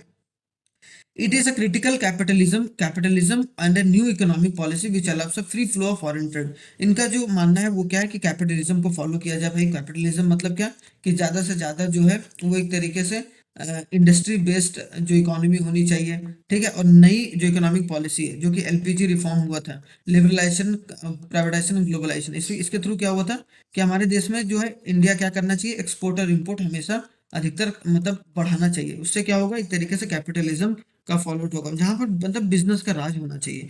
वॉज इन द पावर, ये पावर में बहुत साल तक रहे थे, कहाँ पर, वेस्ट बंगाल में, जो कि अभी ममता बनर्जी है। Without a break of 34 years, 34 साल तक वो वेस्ट बंगाल में सरकार बना के रखे थे। इन 2019 Lok Sabha election it own 1.7% votes of election and 3 seats. इन्होंने 1.75% जो वोट है वो लाया था, और 3 सीट जो है उन्होंने लोकसभा लोकसभा इलेक्शन में लाया था। तो ये याद रखिएगा, ये communist party of India Marxist है, जो कि एक तरीके से सीपीआईएम के नाम से जाना जाता है। ठीक है, अब आते हैं कि इंडियन नेशनल कांग्रेस, इसका जो सिंबल है वो कौन है, पाल्म है। पाल्म मतलब ये देखिए हथेली, हाँ हथेली बोल सकते हैं। It is one of the oldest party बोला जाता है, ओल्डेस्ट पार्टी, जब हमारा देश आजाद नहीं हुआ था उसके पहले से ये पार्टी बनी हुई है। 1885 से, हमारा देश आजाद हुआ 1947 में, और ये पार्टी 1885 में एक तरीके से बनाई गई थी। एक्सपीरियंस है मेनी स्प्लिट सिंस देन, उसके बाद जो बहुत सारे स्प्लिट्स इसमें देखने को मिले, बहुत सारे नाराजगी, बहुत सारी चीजों को देखने को मिला, बहुत सारे लोग जो है वहाँ यहाँ से बीजेपी छोड़ के अलग अलग पार्टीज बनाया उन्होंने। It plays important role in both national and state level, ये स्टेट लेवल और नेशनल लेवल पर दोनों पर एक तरीके से बहुत अच्छा जो रोल है वो प्ले कर रहे हैं। ठीक है, under the leadership of Jawaharlal Nehru it's so to build a strong and modern India. शुरुआत में जो सरकार बनाई गई थी, जवाहरलाल नेहरू जो पीएम थे, ठीक है, जवाहरलाल नेहरू जी कौन थे, सबसे फर्स्ट पीएम थे, तो ये भी याद रखिएगा। वो कहाँ से, कांग्रेस से बन के आए थे। It is a centrist party, ये सेंट्रिस्ट पार्टी है, मतलब ना तो ये हिंदुइज्म को प्रमोट करते हैं, ना तो किसी को प्रमोट करते हैं, neither left neither right, in terms of जो है ओरिएंटेशन के हिसाब से। ठीक है, it ruled India almost 70 years, इन्होंने रूल करा भारत पर 70 साल इंडिपेंडेंस के बाद, under the prime ministers of leadership of great leaders, जैसे कि जवाहरलाल नेहरू, लाल बहादुर शास्त्री, इंदिरा गांधी, राजीव गांधी, पीवी नरसिम्हन राव, मनमोहन सिंह। तो ये सब सारे जो है वो एक प्रोमिनेंट जो है वो पीएम रह चुके हैं कांग्रेस पार्टी से। ठीक है, it is currently the opposition party, अभी जो है करंटली क्या है, अपोजिशन पार्टी है, क्योंकि लगातार 2014 में इन्हें हार का सामना करना पड़ा, 2019 में हार का सामना करना पड़ा, और 2024 में लोकसभा के इलेक्शन में हार का सामना करना पड़ा। Ruling party at a centre till 1977, 1977 में ये रूलिंग पार्टी थे। देन फ्रॉम 1980 टू 1989 में रहे, और वो 2004 में भी उन्होंने जीता था, और 2009 में भी इन्होंने इलेक्शन जीता था। उसके बाद जो है वो इलेक्शन अभी तक लोकसभा का नहीं जीत पाए, मतलब उस समय से अपोजिशन में ही। अभी जो आपको देखने मिलेंगे वो राहुल गांधी है, ठीक है, और एक राहुल गांधी जो एक फेस लीडर है, और बाकी मल्लिका अर्जुन खड़गे हैं, मल्लिका अर्जुन जो खड़गे हैं वो एक तरीके से कांग्रेस के, जैसे कि जैसे इंडियन नेशनल कांग्रेस है, इंडियन नेशनल कांग्रेस जो होता है वो एक तरीके से एक ऐसी पार्टी जो कि ओल्डेस्ट पार्टी के रूप में देखा जाता है। मल्लिका अर्जुन खड़गे जो इसके प्रेसिडेंट हैं अभी। ठीक है, तो ये याद रखिएगा। आगे आते हैं भाई, National People's Party. National People's Party का जो सिंबल है वो क्या है, बुक है। ठीक है, इट इज फॉर्म्ड बाय अ पीए संगमा, ठीक है, संगमा, ठीक है, after split of national Congress party. National Congress party से नाराज होने के बाद 2012 में इन्होंने एक नई पार्टी पीए संगमा एक तरीके से बिल्ड करा। ज्यादा इसका प्रेजेंस जो होगा वो कहाँ देखने को मिलता है, मेघालय में, and it is also present in the state of Arunachal Pradesh, Nagaland and Manipur. तो देखिए जितने भी नॉर्थ ईस्ट स्टेट हैं, नॉर्थ ईस्ट स्टेट जो है, नॉर्थ ईस्ट स्टेट का मतलब जैसे अगर ये बोला जाए तो इधर नॉर्थ होता है, इधर ईस्ट होता है, इधर साउथ है, इधर वेस्ट है। तो जितने ये वाले अरुणाचल प्रदेश, नागालैंड, मणिपुर, मिजोरम, मेघालय, अरुणाचल प्रदेश, तो वो सब सारे जो नॉर्थ ईस्ट वाले रीजन है, वो हाँ एक तरीके से इनकी प्रेजेंस जो है वो ज्यादा देखने को मिलेगी। It is believe that only education can empower a weaker society. इनका जो बिलीफ है वो क्या है, इनके पार्टी का वो क्या है कि वीकर सेक्शन ऑफ सोसाइटी इसको सही तरीके से आगे बढ़ाया जाए, and hence the it symbol of book. इसीलिए इनका जो सिंबल दिया गया वो बुक, मतलब पढ़ाई लिखाई से सारा चीज होगा, लोगों को नॉलेज आएगा, तो वो एक तरीके से लड़ने के लिए एक तरीके से वो, अब उन ज्ञान ही नहीं रहेगा तो वो लड़ेंगे कैसे, है कि नहीं। It promote ideology of regionalism and जो एथनोसेंट्रिसिज्म, मतलब एक तरीके से ये रीजन को ज्यादा फॉलो अप देते हैं, और एथनोसेंट्रिज्म को भी फॉलो करके चलते हैं, उनकी आइडियोलॉजी है। First party from the north east to get a status of national party, और पहली पार्टी बनी है जो नॉर्थ ईस्ट से, नॉर्थ ईस्ट में जहां पर इनको एक नेशनल पार्टी का दर्जा दिया गया है। It form the government in Meghalaya, Meghalaya में इनकी सरकार है, and has a presence in many north eastern states, और नॉर्थ ईस्टर्न स्टेट में इनकी एक तरीके से बहुत अच्छी पकड़ है।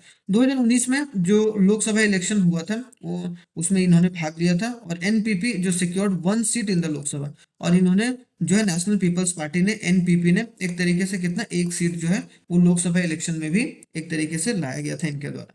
ठीक है, तो याद रखिएगा इंपॉर्टेंट है। अब आते हैं स्टेट पार्टी। नेशनल पार्टी होने के बाद अब state party. State party they are regional party. वो क्या होते हैं? रीजनल पार्टी होते हैं जो कि एक तरीके से पर्टिकुलर रीजन पर फॉलो करके चलते हैं। जैसे कि अभी हमने नॉर्थ ईस्ट वाला रीजन बताया था, तो नॉर्थ ईस्ट वाला ये था, ठीक है, तो ये याद रखिएगा, ठीक है। They play important role in federal structure. उनका जो है फेडरल स्ट्रक्चर में, मतलब हमारे देश में जो सेंटर पे इलेक्शन होता है, स्टेट का इलेक्शन होता है और लोअर लेवल पे पंचायत का इलेक्शन होता है, उसमें बहुत बड़ा इनका जो है वो एक तरीके से फेडरल सिस्टम को बनाए रखने में हाथ है। क्यों? क्योंकि ये जो है वो लोकल इश्यूज को उठाते हैं। And in total there is 56 regional parties जो है अभी रिकॉग्नाइज किए गए हमारे देश में। बीजू जनता दल कुछ जो इंपॉर्टेंट है, Mizo national front, Sikkim democratic front और तेलंगाना राष्ट्रीय समिति, ठीक है। तो ये सब क्या है? एक तरीके से स्टेट पार्टी। कंडीशन क्या है स्टेट पार्टी का भाई? क्या party should secure at least 6% of the total votes in election of legislative assembly. कि जो भी स्टेट का इलेक्शन हो रहा है, मतलब जो सीएम का इलेक्शन होता है, उसमें कम से कम 6% जो वोट है वो लाते हुए दिखने चाहिए। अगर वो है एक तरीके से, तो वो नेशनल स्टेट पार्टी का दर्जा जो उन्हें दिया जा सकता है उस पार्टी को। और या तो वो दो जो सीट है वो लेजिस्लेटिव जो इलेक्शन में वो जीत पाए। तो अगर 2 सीट अगर जीत पाएंगे तो हो सकता है कि वो स्टेट पार्टी के नाम से वो जाना जाए, उनका पार्टी, ठीक है। तो याद रखिएगा, इंपॉर्टेंट है। चैलेंजेस क्या है भाई पॉलिटिकल पार्टीज में? तो बहुत सारे चैलेंजेस हैं। सिंस द पॉलिटिकल पार्टीज जो मोस्ट है वो विजिबल फेस ऑफ डेमोक्रेसी है। डेमोक्रेसी में सारे जो पॉलिटिकल पार्टीज हैं वो अपने चेहरा को दिखा के बहुत सारे, hence they face a criticism, बहुत सारे क्रिटिसिज्म को देखते हैं। Over a misconduct and malpractice. अब कभी कभी डेमोक्रेसी का गलत फायदा उठाया जाता है लीडर्स के द्वारा, जिसके वजह से बहुत बार क्या होता है, उनकी सरकार भी गिर जाती है, गवर्नमेंट भी गिर जाती है। तो एक तरीके से चैलेंजेस भी बहुत सारे हैं। तो सबसे पहला चैलेंजेस है lack of internal democracy in the party. कभी कभी पार्टी में ही मतभेद हो जाती है। अगर मान लो कि घर ही सुरक्षित नहीं है तो आप देश को कैसे सुरक्षा रखोगे, है कि नहीं? तो पार्टी को एक स्ट्रांग रखना बहुत जरूरी है। इंटरनल डेमोक्रेसी नहीं होनी चाहिए। डायनेस्टिक सक्सेशन नहीं, राजा का बेटा राजा बनेगा, सेम उसी तरीके से जैसे राहुल गांधी जी के बारे में भी बोला जाता है क्या, कि भाई अपने पिताजी के दम पर या अपने माता जी के दम पर उन्होंने एक तरीके से वो चीज ग्रहण करी है। क्या चीज ग्रहण करी है? उसने एक पहचान को, ठीक है। तो वो चीज एक तरीके से बताता है कि डायनेस्टिक सक्सेशन नहीं होना चाहिए। जो एक तरीके से आइडियल पर्सन है उसी को पार्टी में बढ़ावा मिलना चाहिए, और जो अच्छा काम कर रहा है। Growing the role of money. और ज्यादातर आज देख रहे होंगे कि इलेक्शन किससे जीता जा रहा है? मनी से, मसल पावर से। पावर जिसके पास है वही इलेक्शन को एक तरीके से जीत पाता है। Lack of meaningful choices. बहुत सारे क्या होते हैं कि मीनिंगफुल चॉइसेस होते हैं, उसमें नहीं मिल पाता है। मतलब लोग जो होते हैं वो बोलते कुछ और हैं और करते कुछ और हैं, पॉलिटिकल पार्टीज खास करके। तो एक तरीके से उन सब सारी चीजों को, इसलिए मैं हमेशा बोलता हूँ कि आप कभी भी किसी भी पार्टी को वोट मत करिए, आप हमेशा लोगों को वोट करिए। मतलब पीपल्स को चूज कीजिए। आप पीपल्स को, अगर अच्छे लोगों को चुनेंगे तो अच्छा पार्टी अपने आप ही बन जाएगा, ठीक है। तो आई होप सो आपको समझ में आया होगा चैलेंजेस क्या है पॉलिटिकल पार्टीज में। How the parties can reform. किस तरीके से पार्टीज को रिफॉर्म किया जा सकता है? तो constitution was amended. The constitution was amended to introduce anti defection law. मतलब संविधान को भी रिफॉर्म किया जा सकता है, मतलब लॉ लाया जा सकता है जिसमें एंटी डिफेक्शन लॉ हो, ताकि लीडर्स जो है वो पैसे के लालच में और मिनिस्ट्रियल के पोस्ट के लालच में, मिनिस्टर का पोस्ट के लालच में जो है वो एक पार्टी को छोड़कर, जो करंट पार्टी को छोड़कर, मान लो कि जैसे बीजेपी अभी अभी क्या है, अभी रूलिंग पार्टी है, और कांग्रेस जो है वो एक तरीके से अपोजिशन पार्टी है, ठीक है। कांग्रेस अपोजिशन पार्टी मतलब जो विपक्ष में बैठी हुई है। अब मान लो कि बीजेपी जो है वो, या फिर कांग्रेस का कोई बंदा जो है बीजेपी में शामिल हो गया, क्यों? क्योंकि इसकी सरकार है, क्यों? क्योंकि यहाँ पैसे ज्यादा कमा पाएंगे भाई। या फिर कोई यहाँ पे मिनिस्टर का पोस्ट हमें मिलेगा भाई। या फिर बीजेपी से कोई कांग्रेस में चला जाता है कि हमको ये पोस्ट मिलेगा भाई।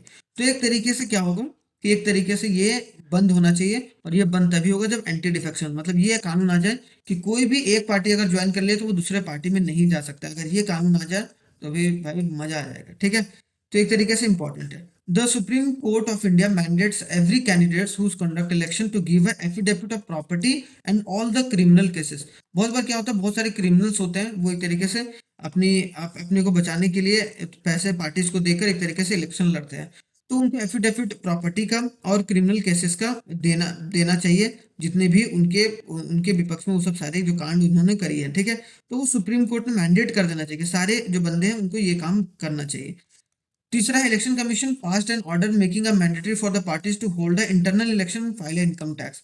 कि जो इंटरनल पार्टीज हैं वो भी इनकम टैक्स फाइल करें भाई, कि आपकी पार्टी में कितना पैसा आ रहा है, टैक्स भी सर, टैक्स भी जो है वो देश को दें, ठीक है। और ऊपर से इंटरनल इलेक्शन होना चाहिए, मतलब जो पार्टी के अंदर इलेक्शन होकर, मतलब पार्टी का कौन लीडर होगा वो डायरेक्टली चुना ना जाए, पार्टी के अंदर इलेक्शन होकर एक तरीके से जो है वो चुनने के बारे में यहाँ पर बात किया जाना चाहिए, ठीक है। तो I hope so how the parties can be reform, ये चीज आपको पता चल गया होगा। तो आई होप सो आपने पूरा एक तरीके से पॉलिटिकल पार्टीज पढ़ा होगा, दोनों पार्ट्स को देख लीजिएगा भाई, बहुत इंपॉर्टेंट है। और जो नोट्स है वो हमारे व्हाट्सएप नंबर पे मिल जाएगा, आप एक बार हेलो हाई करके भेज दीजिएगा, नहीं तो फिर आपको टेलीग्राम पर तो मिल ही जाएगा, ठीक है। थैंक यू वेरी मच, जय हिंद, मिलते हैं नेक्स्ट वीडियो में, जो कि हमारा अगला चैप्टर होगा, जिसको और भी शानदार तरीके से हम लोग देखेंगे। Thank you very much.